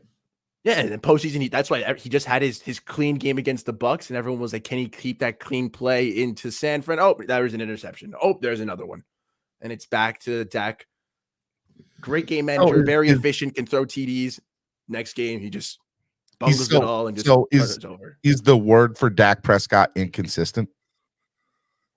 It's almost like very consistent. Like I know that Dak is going to give me a good game, a bad game, a good game, a bad game. You know, like the inconsistency would be like stretches of good, stretches of bad. Like he's consistently good, consistently bad, consistently good, consistently bad. I don't know. I just wanted to get your thoughts on how you viewed Dak Prescott because he's not that guy. I was thinking about, Dallas, and I'm like, they can't get out of their own way. They cannot get out of the NFC divisional round. I don't really understand why, because it seems like they have the pieces there to be a decent, like a championship team, but they don't ever get past the NFC divisional round. So it's got to be something better. Dalton, huh? Think of much better Andy Dalton. But wow, that's kind of disrespectful. He's a much better Andy Dalton. He's an Andy Dalton who can win a couple games in the playoffs, but besides that, nothing crazy. I'm not putting Dak on a top 5 list. Can we even put Dak on a top 10 list? Like, wow, would I put Dak? I would not put Dak in top 5. Would I put Dak in top 10?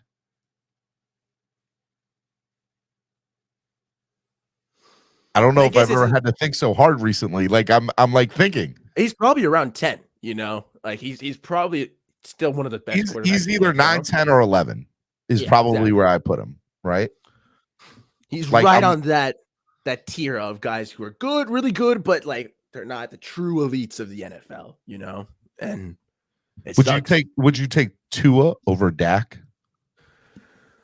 If you're talking about give me the top 10 QBs who give me like the shot to win a Super Bowl in the future. My thing is with Dak is he's 29. Like he's already shown us who he is. Like I don't think Dak has another level to unlock. I'm not saying Tua does either. Tua might have already capped out. Tua might have not capped out. The cool thing with a player who's younger, who's 24, is that there is still upside. And I think Dak on this roster, we could probably win. But I think you just take it on a bubble. I think teams would probably rather have Tua than Dak long term. Because Dak has just shown that you're not going to get anything done. And you're going to have to pay a shit ton of money as well. They're both nothing to write home about, though, right now. No, you're right. Tua's career is not over yet, in my opinion. No, you look, they're both nothing to write home about is probably the accurate statement, right? I would probably say the Miami Dolphins. I would, if you had told me, hey, if you had to put money, again, I'm not a gambling man, on Tua being with the Dolphins being more successful or Dak being more successful with Dallas, I would take Tua with the Dolphins over Dak with the Cowboys. Yeah, that's what I'm saying. Like, I think that would be my opinion. I think Tua will end up with a better career than Dak Prescott for sure. Like As long barring his health. Barring his health. Of course. Barring his health. I mean, same can go with any player in the NFL, though. Like, Dak's had his fair share of injuries as well. Dang, it was crazy he came back from that nasty ankle injury, honestly. And some new breed, Kurt said Dak is the dark-skinned Kirk Cousins. What do you think about Kirk Cousins and Minnesota? Well, hey, man, I was even hearing, is Josh Allen Kirk Cousins 2.0? You know, is that why Stephon Diggs is getting so mad? He's like, I know who you are. You're just a fancy Kirk Cousins blow. Or I think Dak is more on par with that, though. I think if calling Dak Prescott Andy Dalton 2.0 is a disrespect, calling Josh Allen Kirk Cousins 2.0 is beyond disrespect. I think Dak Kirk Cousins comparisons are a lot better. Seems like in those bigger moments, Dak just seems to just wilt away, man, and it sucks. Like, sucks for the people of Dallas, but oh well. Somebody, Trevor Trucker Sean said Allen is Rivers 2.0. I can see that as well. I mean, I think the Herbert Rivers 2.0 is just a perfect comparison there, just because same team as well. I think Phillip Rivers, though, I mean, talk about somebody who should have won a Super Bowl in their career besides Dan Marino. He's probably like, Phillip is right at the top of that list along with Marino. That was definitely good enough to win a Super Bowl, was good enough to run your team. But man, when they got into the playoffs, those Charger teams, bro, couldn't do it. They couldn't do it. They could not get over whatever it is they couldn't get over. But even with like 10 kids cheering them on. 11 kids. That man could field his own football team, cuz. Maybe that was his plan. He was like, you know what? I could never win a Super Bowl. I can never trust my teammates. I'm going to build my own freaking team. Okay? The Rivers family shall win the Super Bowl, even if the Rivers family has to do it themselves. JM_CPT says Josh Allen is Jake Delhomme. Jake Delhomme went to a Super Bowl. Josh Allen has not been there yet. Yeah, put some respect on my boy Jake Delhomme's name, baby. And let me tell you, that Carolina Panthers team back in the day was fire with Jake Delhomme, cuz they went to a Super Bowl. Put some respect on Jake Delhomme's name. For 11 seasons, he was building a team himself. Dak is whack. Dak is whack, bro. Rivers was elite, but never had a team to help him get it done. Castle143 says. Yeah, I mean, there's truth there, but you had LaDainian Tomlinson there for a while, right? You had Antonio Gates. They had some weapons around Phillip. They could just, I don't know what it was. Never all lined up. Junior Seau was there at the beginning. They could just never quite pull it. Was Junior Seau there at the beginning of Phillip Rivers' career? I don't know now that I think about it, but I know that they couldn't pull it together. They could not pull it together for the life of them. They couldn't do it. All right, Miami Sports Music's #1 Miami fan morning show, Clock Blockers, right here on the Miami Sports Music Podcast Network. Let's get into the defensive coordinator, Ian Baller, with his $5 donation earlier this morning. Want to remind y'all, if you want to donate to the channel, please donate to the channel, help the channel grow.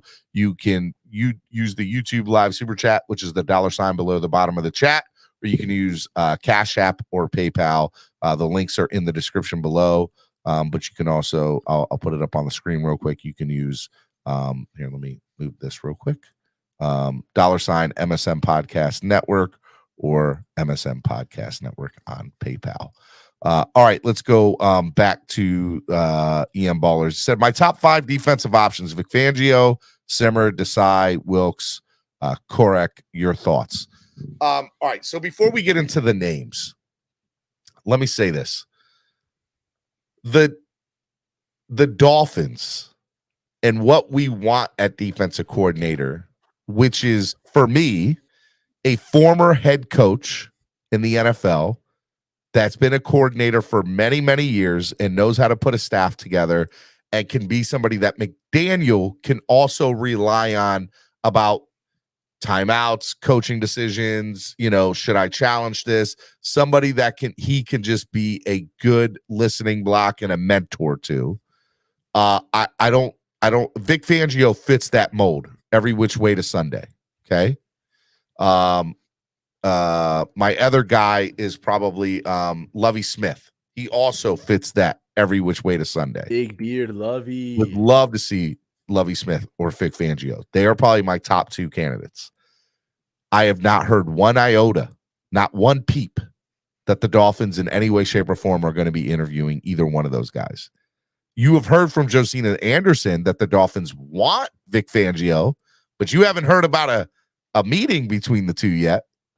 If I'm correct, the Dolphins had Dolphins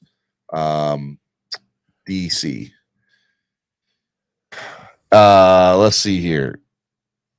Sean Desai and Anthony Campanelli are being interviewed so far for the Dolphins.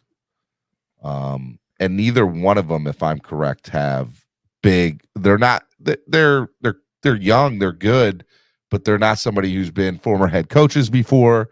They've not been defensive coordinators. I don't think either one of them has been DC.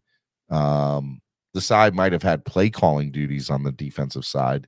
But yeah, as far as like everything else, I'm not impressed with either one of those two candidates. I know Desai is somebody that name keeps popping up as somebody who's a young and upcoming coordinator who people like, and there's a lot of hype for him, the same way there was with McDaniel. But again, the point of what I want is I want somebody who can come in and be that listening ear, that other ear for McDaniel. And I don't know if Desai does that. Desai there might be a lot of hype with him and excitement. 39, right? But it would be just so cool, but I know it's too much inexperience. It's too youthful of a coaching staff. Yes. And that, I agree with you. There's not a lot of success in those. There's some you can go point He's to a a Fangio disciple, but I'd rather the teacher than the student. Phillips, Evero, Chris Richards, Wilkes, line coach from San Francisco is last one. Top 5, Caslin 143. Also with the $5 donation. Appreciate you, boss.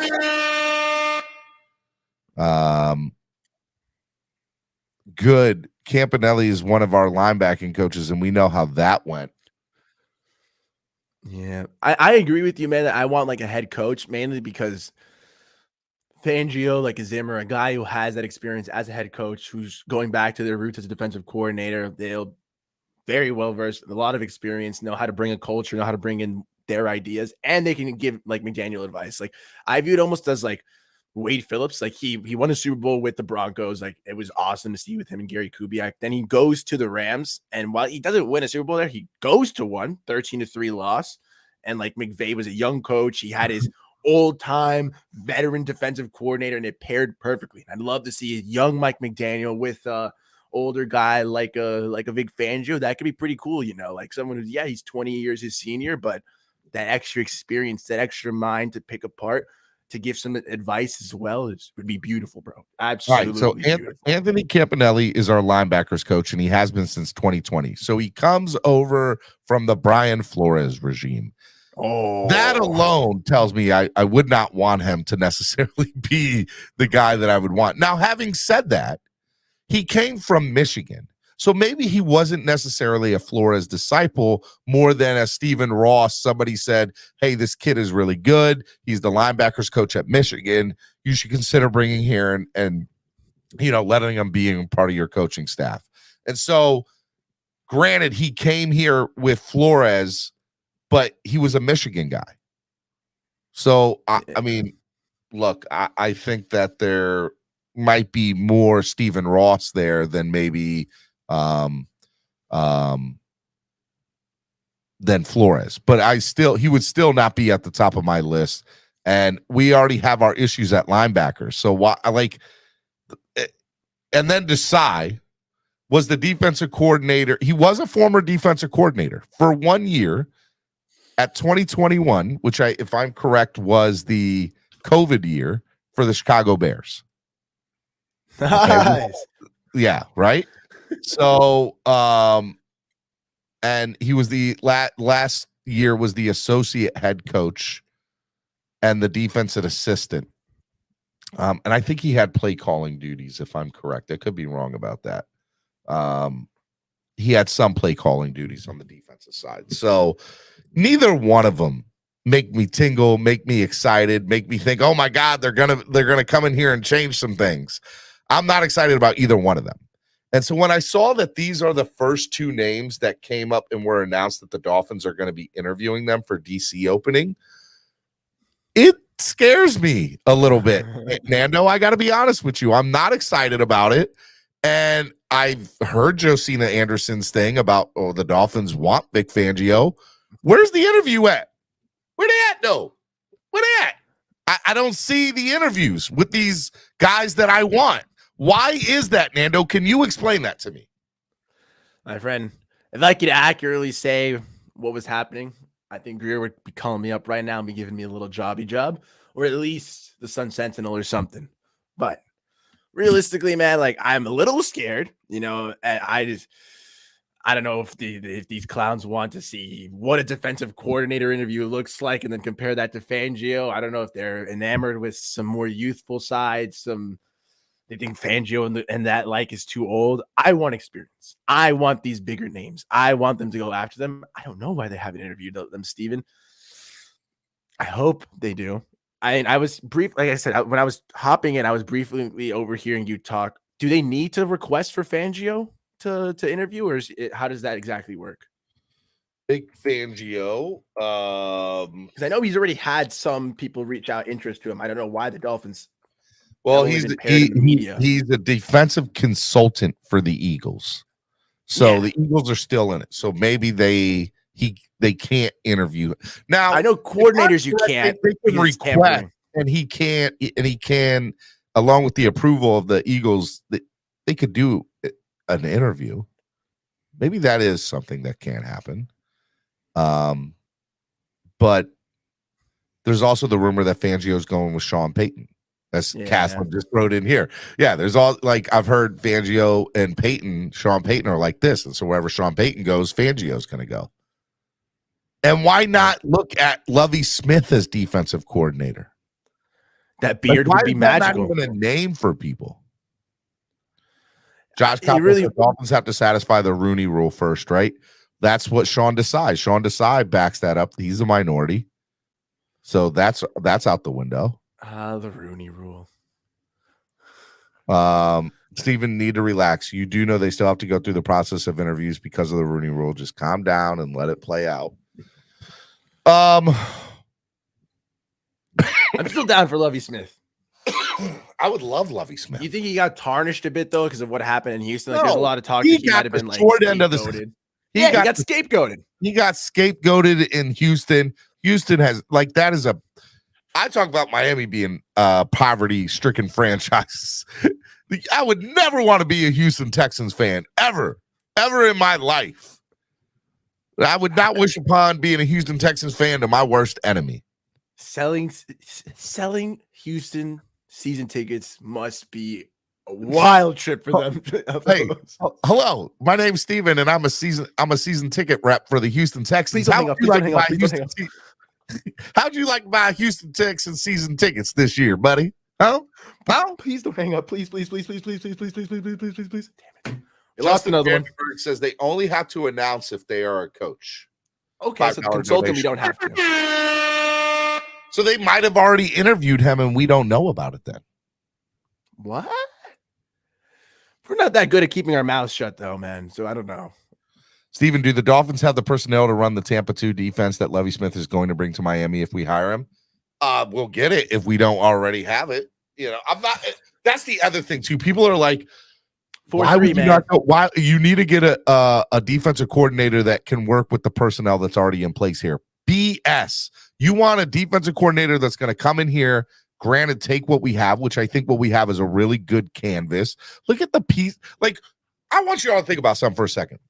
If you are a defensive coordinator and you look around the NFL at DC positions, potential ones with under new head coaching regimes that could come to fruition, ones that are available, why are the Dolphins not the number one destination for potential defensive coordinators?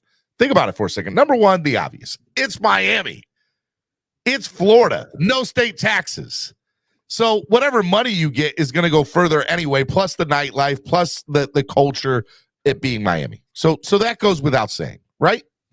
Number two, you have one of the most explosive offenses in the NFL. Okay, you do. Let's call it what it is. All right, that team can put up some points whenever they want. Number 3, the defense itself. Not only do you get to come here, you have Christian Wilkins, you got Zach Seiler, you have Phillips and Chubb. Phillips and Jalen Phillips. You got Bradley Chubb. You got my man Javon Holland. Like, come on, this has to be like, what defensive coordinator is not salivating saying, let's go. I'm all about it. It doesn't matter if you play a 4-3 or a 3-4, or no matter what defense you are playing, the defensive coordinator is going to come here and say, I can work with what's in-house, plus I can bring in a couple of other people or request to bring in certain individuals so that I can do it. And I didn't even say Xavier Howard, who I think is going to renegotiate his contract and still be a decent piece here. Nick Needham. You got young guys in Cater Kahoo and Trill Williams. You on paper, it's a pretty good defense already. You just need somebody to come in here and put this all together and match the pieces together. So if I'm Lovie Smith or I'm Vic Fangio or any of these things, I'm like, I want to go to Miami. I mean, who wouldn't want to? Like, especially. That's what I'm saying. I think we have the number one destination. Vic, come rest your weary bones, man. Come to the Miami. We'll get you on that senior discount. We'll give you all the hookups to all the little breakfast spots. You can come, you can enjoy, bring the family, whatever, and have fun with all these brand new stinking toys, man. Like, you're right, Steven. What defensive coordinator is looking like? Well, it's a talent-bearing defensive team. I don't know if I can work with it. No, you've got studs at every single level except for like middle linebacker. I like what Caslin said. Fangio would also bring Sean Desai with him. So now you have, if Fangio goes to get a head coaching job in a later year or decides I want to retire, now you have a prodigy and decide to become the next defensive coordinator after Fangio. You don't even got to worry about it. Desai is like a Fangio disciple, so that could be pretty cool. Bro, like all day. Fangio is probably my number one pick. Fangio, my number one pick? He's the guy. With Desai and Steven, it would go down as one of the best offseason acquisitions from a coaching standpoint in a long time. Yes. Like, that'd be a master class setting up a team to reorganize, reshift their defense now and in the future. Steven Fangio and McDaniel have same agent too. Oh, I didn't know this, Trucker Sean. Caslin and Sean, you guys just made my freaking day. It probably won't happen, like the Fangio and Desai, but Fangio having the same agent too. My God. Look, I all the way up, bro. Wait, wouldn't Fangio mentor Sam Madison? We have a young guy on our staff already, Steven. Hey, man. Sam Madison definitely has the potential to be a good DC someday. But even if that's the case, you can disciple more than one person at a time, right? Yeah. So Fangio having Sam Madison and Sean Desai on the same coaching staff, come on. Whether Fangio is molding Sam Madison, whether Fangio is molding Desai, whether he's molding both of them, getting Vic Fangio and Desai, Miami Dolphins Super Bowl. Lock it in right now. Like I don't even know where the Super Bowl is next year. I'd want to buy tickets. I'd want to buy everything. Steve. You better make sure you have that hat on, because you getting ahead of yourself here. Getting ahead of yourself. Like, our window, at the very least, our Super Bowl window at least would be extended and open. I think we'd be kicking open the door and putting in a little bar in there, bro. Like, you get Fangio, it helps your defense tremendously now, helps us up for 2023. But if they could actually make a game-changing, think-ahead move like that, if Fangio might be a guy who's using this as a stop and then reload to go be a head coach somewhere, if we bring in his disciple to replace him once he leaves, my God, man, that continuity on defense, the continuity on offense. By the way, have you heard his resume, Fangio's resume? You ready? Are you listening? Are you ready? Are you listening? Get me more excited, man. I'm switching back to the Homer hat, man, with the flippers all the way up, man. Like, we're ready to go. What do we got?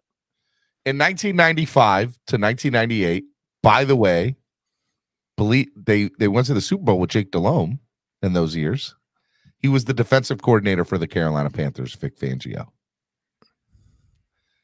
Indianapolis Colts defensive coordinator from 1999 to 2001. The Houston Texans from 2002 to 2005. Baltimore Ravens special assistant to head coach and defensive assistant from 06 to 08. He was the linebacker coach for the Ravens in 09. He was a defensive coordinator at Stanford in 2010. He was the defensive and by the way, I believe that was with Harbaugh, if I'm correct, and then became the defensive coordinator from 2011 to 2014 for the 49ers. He was the defensive coordinator for the Bears from 2015 to 2018. He was a head coach with the Denver Broncos from 2019 to 2021, and now he's a defensive consultant for the Eagles. He is my dream.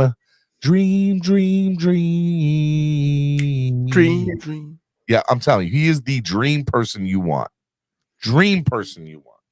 As your defensive coordinator. And then for me, right behind him is Lovie Smith. Lovie Smith has, if not just as impeccable of a resume, maybe even better. Right? Houston's the only real blemish, right? I mean, it's not a blemish. Look what he did with that team with nothing. He almost beat the Eagles, by the way. Let me just throw that out there. With Davis Mills, he almost beat the Eagles. Hey, man, that's a former number one quarterback coming out of high school, okay? Davis Mills, more respect, man. He was the linebackers coach for the Buccaneers on the 2000 team that won the Super Bowl. Defensive coordinator for the Rams in 01 to 03. The head coach of the Bears from 2004 to 2012. Went to a Super Bowl. Dang. Was the head coach of the Buccaneers from 2014 to 2015. Was the head coach at Illinois for 4 years. And was the defensive coordinator and associate head coach for the Texans in 2021 and was the head coach last year for the Texans. Thanks. I will take Lovie Smith or Vic Fangio for 500, Alex. And if Fangio comes with Desai, I'm all about it.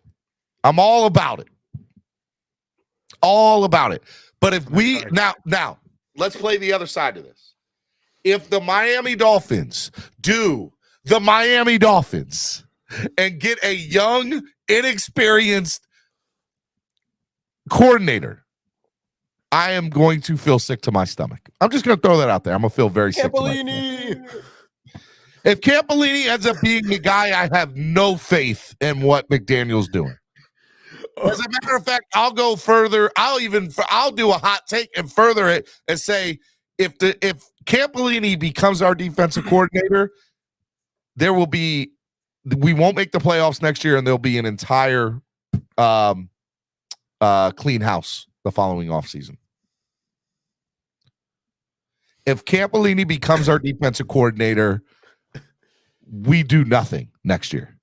Might as well not even play. I agree with that statement. And I'm going a little extreme. I get it, but I have no faith in Campolini. Agreed, man. I think the only young guy I'd want is Desai. Desai excites me because of maybe he would not be the guy I'd want, but he's the same thing with McDaniel, right?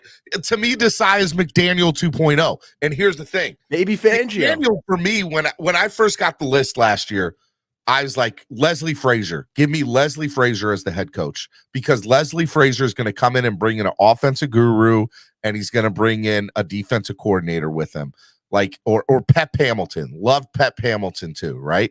There were a few people that I was like, give me some form or Anthony Edwards. I was like, give me Anthony Edwards. He can put a damn good coaching staff together, right?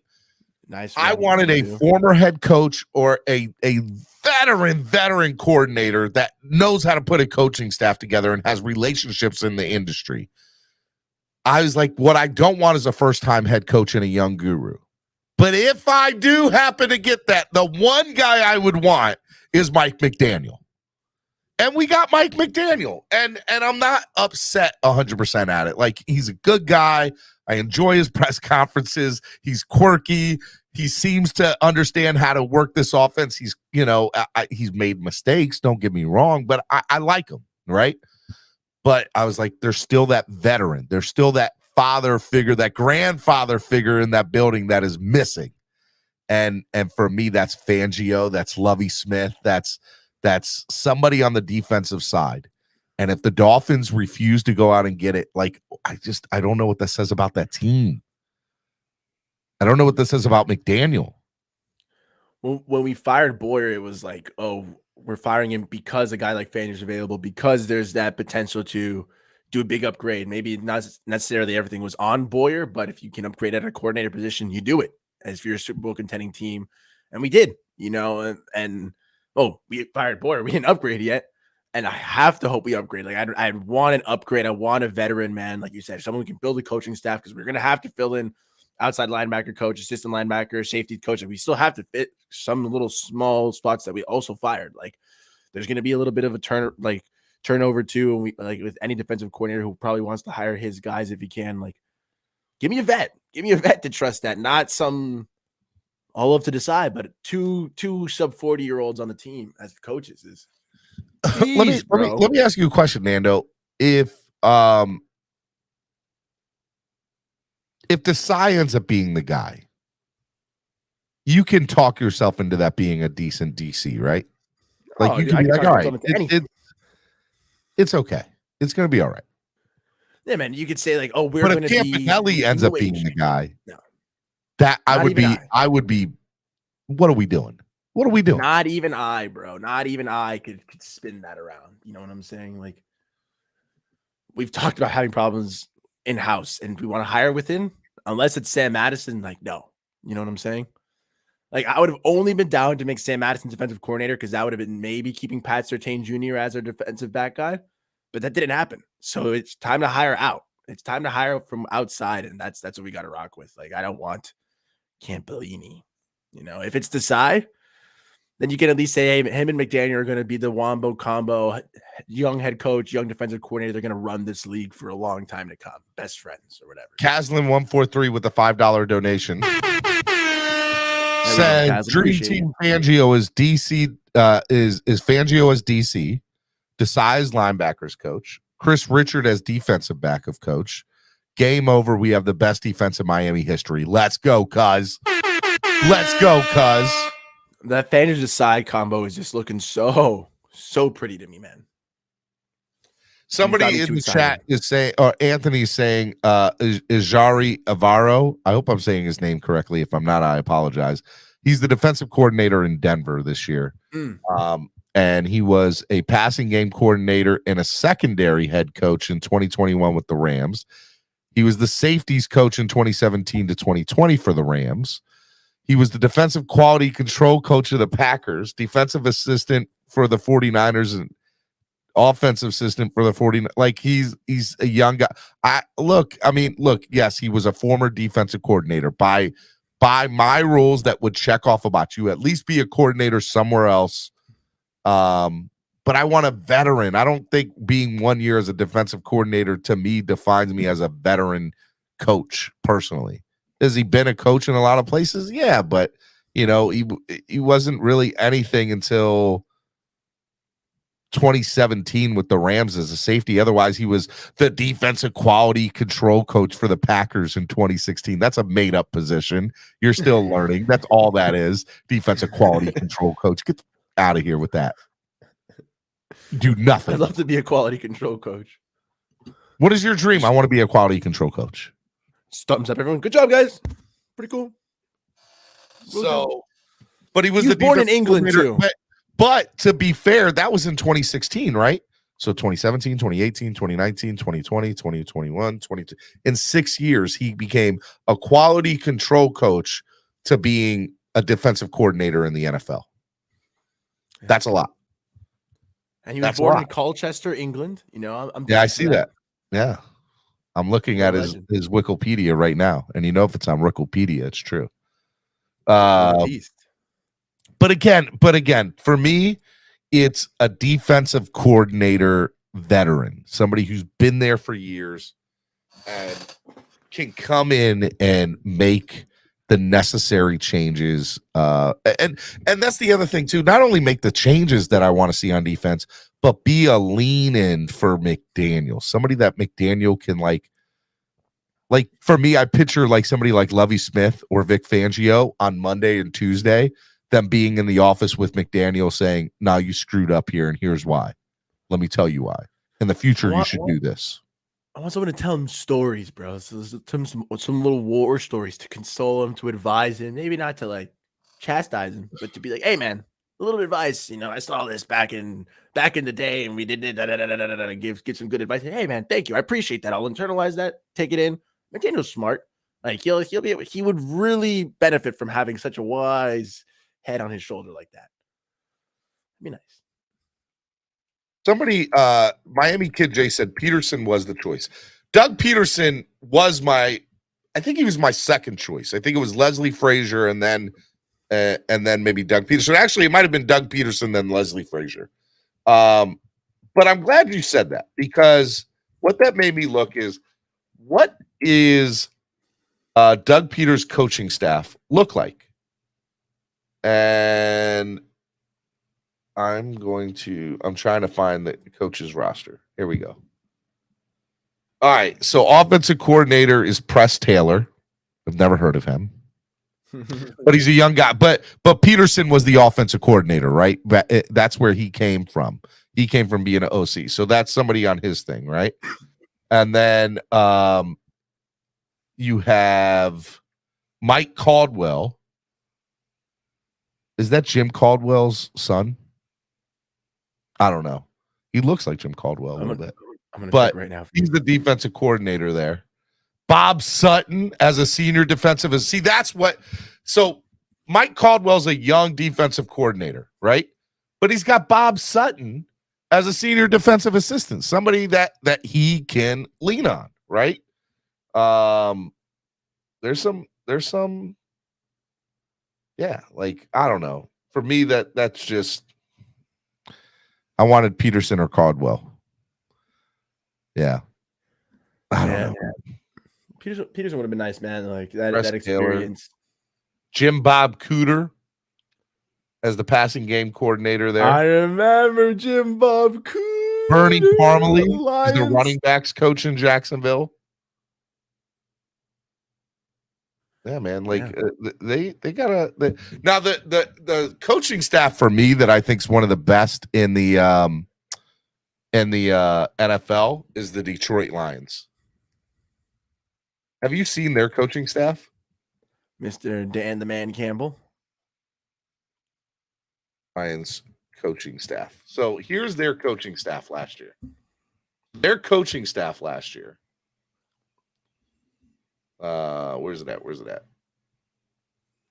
Okay, was Deuce Staley. Remember Deuce Staley from the Eagles back in the day? Okay. He's their assistant head coach and running backs. Ben Johnson is their offense coordinator. I don't know if that name rings a bell to you. Their quarterbacks coach is Mark Brunell. Their wide receiver coach is Antoine Randall L. Their offensive line coach is Hank Fraley. I mean, that's the offensive side. The defensive side, the defensive coordinator was Aaron Glenn with the Packers for many, many years. Kelvin Shepard, linebackers coach. Yeah. Like they have a great coaching staff in Detroit. Dan Campbell put one heck of a coaching staff in Detroit. Hey, man, it's really weird comparing McDaniel and Dan Campbell, like personality wise. But I think, can see why Campbell can amass such a great. But that was my hesitation on McDaniel to begin with. What type of and so that brings me to my next question, right? Like, let's say we go with Campanelli. Let's just throw that out there.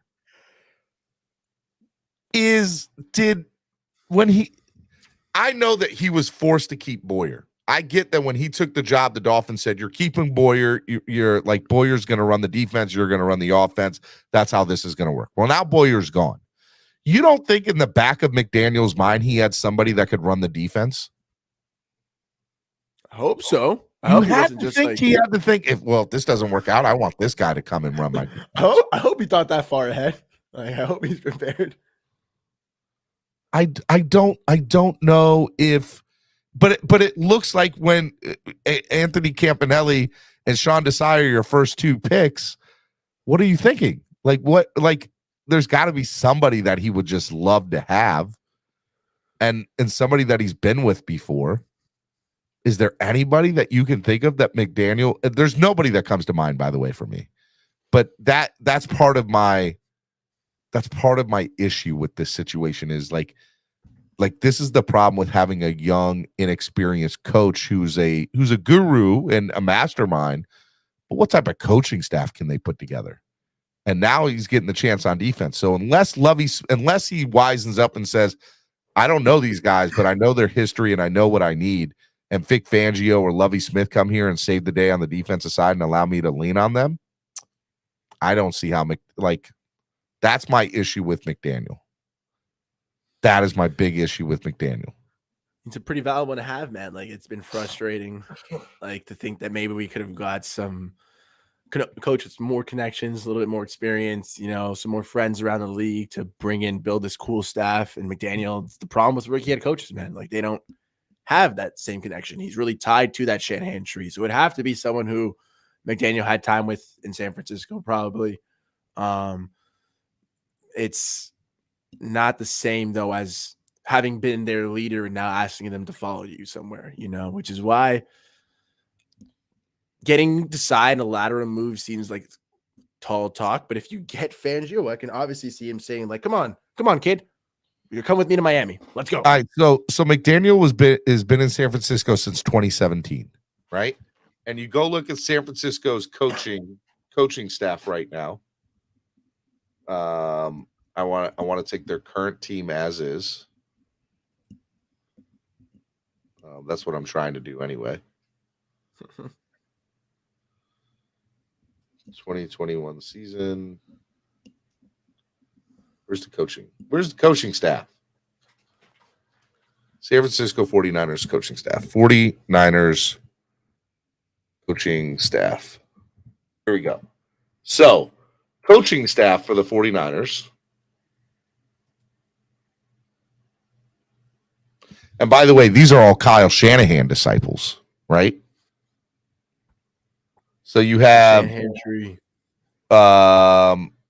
D'Amico Ryans is the defensive coordinator. You're not bringing him because he's not trading one defensive coordinator job for another. Anthony Lynn, assistant head coach and running backs coach, but he's an offensive guy, right? Yeah. Brian Greasy's the quarterback coach. Let me look on the defensive side. Johnny Holland, Corey Udin, Danielle Bullocks, Daryl Tapp, Nick Sorensen. Like, nobody sticks out to me, really. Nick Sorensen, maybe, but he's a defensive assistant coach. But nobody really sticks out on the 49ers side. So my goal was to go back and look at Mike McDaniel's coaching tree and be like, where could these relationships have been developed?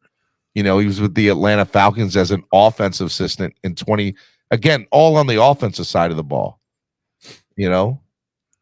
Cleveland Browns wide receiver coach, Washington Redskins wide receiver coach. How much are you interacting with the defensive side? Of course, man. It's like a thing in the NFL also. Like, if you are an offensive-minded guy, that's been your background, that's what you grew up in, you probably can fill in a better staff like that. So that's where you can hire guys. Like, if you're not a defensive guy, then you've got to hire a great defensive coordinator who can fill out that staff with you. It's almost like he's your defensive head coach in a sense, Now, the flip side, if you've got a defensive head in mind, then you can hire the great offensive coordinator who's going to build out the staff. It's just, we've got an offensive guy. We've got to go with a strong defensive coordinator who can build out that crazy staff, who can have that vision. That's why I want a veteran, bro. I'm glad we're on the same page on that hand, at least, even. What are the odds that the Dolphins go out and get a veteran defensive coordinator, though? Or maybe not the odds. What is your faith, I guess, on that? Do you have faith that the Dolphins will do that? Or do you see them making a decision like getting a young guru? A young and upcoming guru? Desai would fit that mold, by the way. I think Desai is the only one I'd be okay with, though, in that mold, Like, because of that, if we want Fangio, I'm fine with, if we're going for a young guru, I'm fine going with the young guru that happens to be the disciple of the man that we want to pursue, actually, So if we go to the Desai route, I'm okay. But if it's not Desai and it's not a veteran, like, I'm going to be very frustrated that the Dolphins seem to have moved on from Boyer without a clear plan of succession, which is just dumb, and it makes I me don't think very that's dumb. scared. There are people in the community that say that's dumb. I don't think that's dumb. If you know that somebody's not working out, you get rid of them and you go look for something else. But you can argue that Boyer, there's an argument to be made about Boyer. So if you're just going to fire Boyer and then just, what is the argument to be made about Josh Boyer, Nando? He had times where he was bringing that defense ready to play, man. There's some games At that they home. were freaking fire. It's better than bringing a question mark who I don't know if he's going to be good at home or away. At least with Boyer, you could argue the injuries. You could argue. Disagree. Totally, bro. 100%, man. There is no way, shape, or form that Boyer should have retained his job. None. If we go out there with Anthony Campanelli, is that his name, Anthony? Yeah. Sounds like it. Well, All right. If we go out there with Campanelli, then I'd rather have Boyer. The guy. Again, this is I will then say this is the clown show that is the Miami Dolphins. That's what I'm saying. At that point, if we promote Campanelli from within, then yes, then there's more merit to, we're trying to save money. This is a clown show. They're stupid, but I agree. We should have moved on from Boyer. But if it's getting to this point where we're just sitting on our thumbs, we don't know what we're doing, and we're gonna hire from within. It's dang it, bro. Come on, Miami. Now, we could hire Campanelli and he becomes a guru as well, but that's just, you got the tinfoil hat's going to come back on at that point. I know, right? The tinfoil hat at that point will come back on. Somebody said Chris Korek's going to be the guy. Chris Korek is the defensive line coach in San Fran since 2019. He was a Miami Dolphins defensive line coach in 2018. Defensive line coach with the Detroit Lions from 2010 to 2017. That means he worked with Ndamukong Suh. That's interesting. So he had some pretty decent defensive lines in his Detroit time there. That 2018 defensive line for the Dolphins, I don't know who that defensive line was in 2018 for Miami. You remember? I'm not a cough. Sorry, I'm just trying to mute myself. Defensive line. Here we go. No, it doesn't say. Doesn't say. Not there. Let me go. Yeah, well, let me change it. I hate that. Oh. Keurig now is the defensive line coach in San Fran, who's doing really, really good. What do you want a lateral move, though? I mean, we brought a bunch of guys from San Fran. No. They're saying that he is a potential candidate to be the defensive coordinator. I thought it'd be I thought it was bring in Fangio and then get like we were talking about Desai, like bring in a guy like how do you say his name? Sean Desai. No, the K guy, Cure. Oh yeah, so his name is Chris Couric. Got it. Yeah.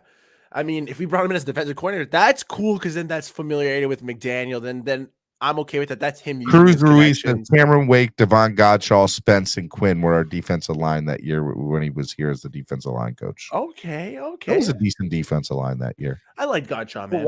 But why has he been a defensive line coach since 2010? For 13 years, he's never gotten an inkling of a promotion. Yeah, that's kind of not. He's been a defensive line coach for 7 years with Detroit, 2018 with Miami, and 2019 to present with San Fran. That is no bueno. He's been a defensive line coach everywhere he's been. So, he's got cool glasses. 44 years old. He's a little young. He's a little young.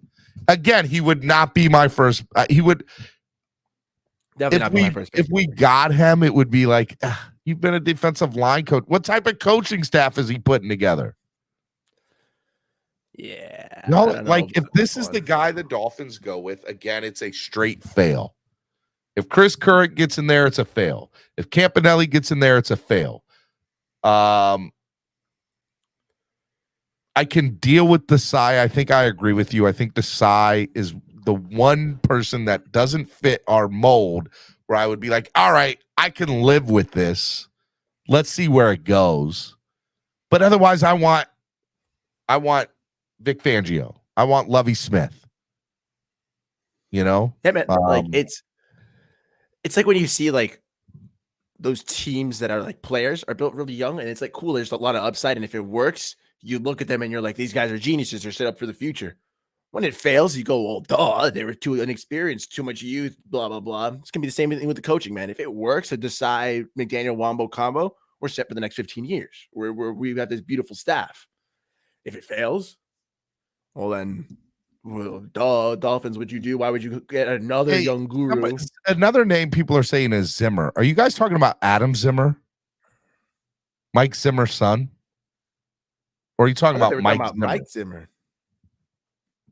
Yeah, which Zimmer are they referring to? I'm looking at Mike Zimmer right now. I don't even know. If it's Mike Zimmer, I'm 100% on board with Mike Zimmer. Mike Zimmer, Lovie Smith, or Vic Fangio. I'll take any one of those three. Any one of those three. Mike Zimmer, Vic Fangio, or Lovie Smith. Yeah, I just saw Adam Zimmer for the first time. He's dead, bro. Oh, is that his son who passed away? Yeah.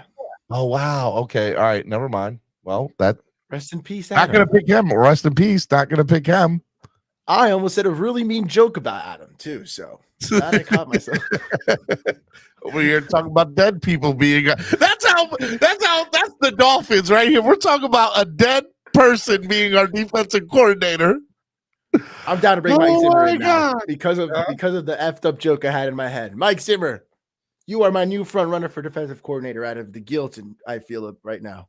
I mean, Mike Zimmer would be another great name, right? But yeah, Mike Zimmer, Vic Fangio. But if we don't, here's another thing. What does that say about the Dolphins if not one of three of, if those three guys don't at least interview for the Dolphins defensive coordinator? What does that say about Miami? It could say that, like, I saw someone else in the chat saying, like, oh, Fangio's already going to accept the Miami deal. It's like, it's locked. He's just waiting until after the playoffs.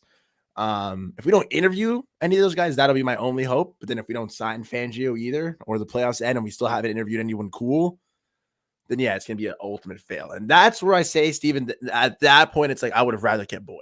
You know, if you went into this trying to interview people, not having any certainty, and then it blowing up in your face and not getting interviews, not getting any candidates, and just having to settle, then it's like you might as well just hope that Boyer would have rebounded and fixed stuff around. You know, like, come on,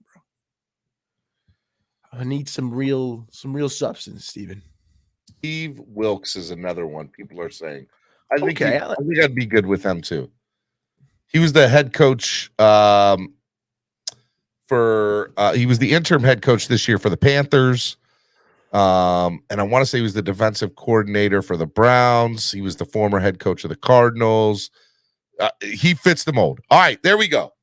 Here's my top 5 defensive coordinators. And Vic Fangio, number 1. Mike Zimmer and Lovie Smith are 2 and 3. They're intertwined. I don't put one over the other. Okay? What? Number 4 is Steve Wilks. And number 5 would be Sean Desai. And he would be my last person that I would want. If the Dolphins do not get one of those 5, they will have completely failed in the defensive coordinator mind. They will have dropped the ball if they don't get one of those 5 guys. I will say it again. Vic Fangio, Lovie Smith and Mike Zimmer, 2 and 3. Steve Wilks, 4. And then Sean Desai, 5. They need to go and get one of those 5 guys, preferably one of the first 4. And if they don't at least bring in one of the top 4 for interviews, I will even be more upset than not getting them all together. They need to at least bring in 1, 2, 3, if not all 4 of those in for interviews. They have to. And I want interviews, bro. Heard some of my buddies saying, just offer them the contract. No. You got to interview these gentlemen. I want to see what they bring to the table. I want, like, talk about competition, bro. I want a couple of good defensive coordinators coming in and presenting us, no, this is my plan. No, this is my plan. And then seeing all those plans and saying, this is what's going to get us to a Super Bowl win. Bada bing, bada bam. I don't want. Bing, bada boom. Bada bing, bada boom, bada bing, bada bam, bada bing, bada fling. Mr. Steven, I want a Super Bowl win. I want a Super Bowl win too. All right, Miami Sports Music's #1 Miami fan morning show, Clock Blockers, right here on the Miami Sports Music Podcast Network. Today is Hot Take Tuesday. I'm about to say Take Tuesday. It's Hot Take Tuesday. My man Nikki's about to say Nikki Smokes. Nando Talk. Shout out to Nikki and Stephen D doing the show today.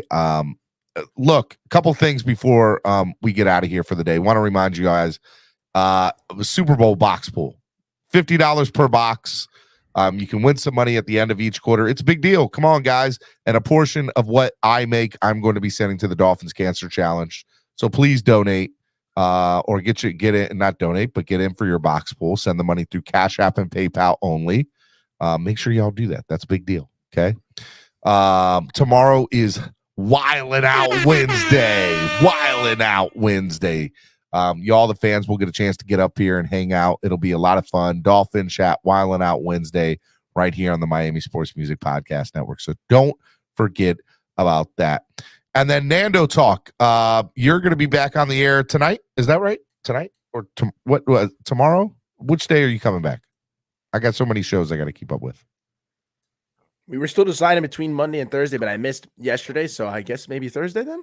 We can just do it? Or we have to talk with the date that works We'll have better? to talk about the date. Got you. But you'll be back next week. We'll just shoot for next return.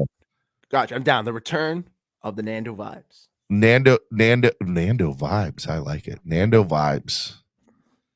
Right. Nando vibes with Nando Talk on Monday nights, right here on the Miami Sports Music Podcast Network. Vibes with Nando. Hats off to you. All right, man. Give me your final thoughts of the day, man. Why? And if you want to donate to the channel and you like the show today, donate to the channel. Help the channel grow. Go ahead, man. Final thoughts, Nando. I thought you were asking me to donate right now. I was like, whoa, Mr. Steven. Everyone, please donate to the channel. Help us grow. But yeah, thank you all to the chat for listening to me and Mr. Steven give Hot Take Tuesday. It's always a pleasure on the nice little Tuesday mornings. It's been fun time so far, guys. And hopefully we hire some cool defensive coordinator. Caslin, Trucker Sean, you guys got me excited by a little vision of Vic Fangio and Sean Desai coming over here, master and student, teacher and apprentice, just coming ready to guide us now and in the future for a long time. I think Fangio with Desai would be a dream scenario. The dream of dreams, man. And that's what I'm here for. So that's what I'm going to root for. And that's what I'm going to expend all my energy on, guys. You know, remember, we don't coach, we don't play. We can only choose how we fan. And I'm going to hope for the positive outcome. So that's how we ride, Steven. Always a pleasure, my friend. Hey, look, man, I love having you on. You're the man. I enjoy doing Tuesday show with you. It's very calm. It's very relaxing. There's a lot of back and forth. I know some people call it cap blockers because they think we're capping over here. Whatever. We're not capping. We got really cool caps on. I see you with the autograph hat. Who's on there? Andrew Van Ginkel messed up my signature, by the way. Screw you, buddy. Where we go? Tell me how you really feel. He's the first person. I gave him this hat. It's a blank hat. He grabs the hat, turns it around, and just signed right there. Just like but you got to respect it because he wants you. You know who it is. If it's on the bill with all those others, you might not know who it is. I got True Williams. I got Keon Crossan. Channing Tindall signed it. Robert Hunt, and unfortunately Solomon Kindley. We miss you, buddy. But I don't know if we miss you. Time, man. I miss Solomon Kindley, bro. He's nice. He's a nice, massive guard, bro. That's a stretch, Nando. I love him and Robert Hunt's chemistry, bro. They were hilarious together. I had Robert Hunt tell me that when him and Solomon play one-on-one basketball, he loves seeing Solomon dunk and do some crazy moves on him. Well, he couldn't play offensive line, so hopefully he's a better basketball. He can play basketball, bro. But anyways, All right, my final thought of the day. Captain Teddy, Washington Commanders mascot, is from a horror movie. It's scary. Don't let your kids go around Captain Teddy. He will give them nightmares. I'm gonna buy a Captain Teddy costume. All right. What are you wearing for Halloween, Captain Teddy? Captain Teddy, no doubt. I think my final part of my final thought is, again, I'll just say my top 5 defensive coordinator candidates. Vic Fangio, number 1. Bringing Desai with him would be the dream. Number 2 and 3 would be, who did I say? Mike Zimmer and Lovie Smith. Number 4, Steve Wilkes. And number 5, Sean Desai, if that's where they choose to go. I'll be honest with you. I just give me any one of those top 4, and I will be like, okay, I'm good. I'm very happy. I see the vision. I see the vision with any one of those 4, and so I hope that that's who they bring in as DC. And then I have a lot of confidence in the world. And by the way, any one of those 4 guys allows for Sam Madison to really get some great tutelage to be a defensive coordinator one day. Love to see that. I see a world where Sam Madison one day becomes a defensive coordinator. I think that is something he strives for. So it'll be interesting nonetheless. In an ideal world, man, like Sam would have been a little further ahead. We could have promoted within, got Sam up to DC, and kept Pat Surtain at defensive backs. Instead we lost him to FSU, and oh well, at least we still have Sam. We still got Sam. On Madison Avenue. And that, I know, right? You like that? He had like a show with the Dolphins called Madison Avenue, I think, for like a hot minute.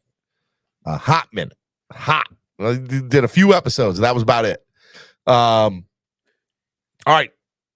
Tomorrow, Wildin' Out Wednesday. Thursday, Cameron will be in the building. Friday, Jason Sarney will be in the building with me. I enjoy doing, like, Mondays. It's me with the fans one-on-one. Tuesday is with you. Wednesdays, Wildin' Out Wednesdays. Thursdays with Cameron. Fridays with Jason. I enjoy doing this. We're going to keep this up through the off season. There might be some days here and there where, hey, look, it's the off season. I don't think I could do a show every single day for 12 weeks. With the off season, there's just going to be some things we're going to retread and re-talk about. That's going to happen this year. But again, this is a network that's made for the fans, by the fans. And so it'll be your show, ladies and gentlemen. And we got some good stuff in the works. Again, if you like it, hit the like button, share the link, let people know that we're here. And always make sure you come back tomorrow right here for the #1 Miami fan morning show, Clock Blockers, on the Miami Sports Music Podcast Network. We'll see y'all tomorrow right here on Wildin' Out Wednesday. We'll see you tomorrow, ladies and gentlemen. Peace. I know the whole city riding. A little early, it's a bit surprising. Business moves, now we enterprising. Switch it up, now we improvising. Go to get in the winter column. Whole squad been trained to go. Been for life, we throw the foe. Singing this just to welcome bro. To a time. Time to grind, time to shine. To a time. To a time. Time to grind, time to shine. To a time. My intuition told me this. Trust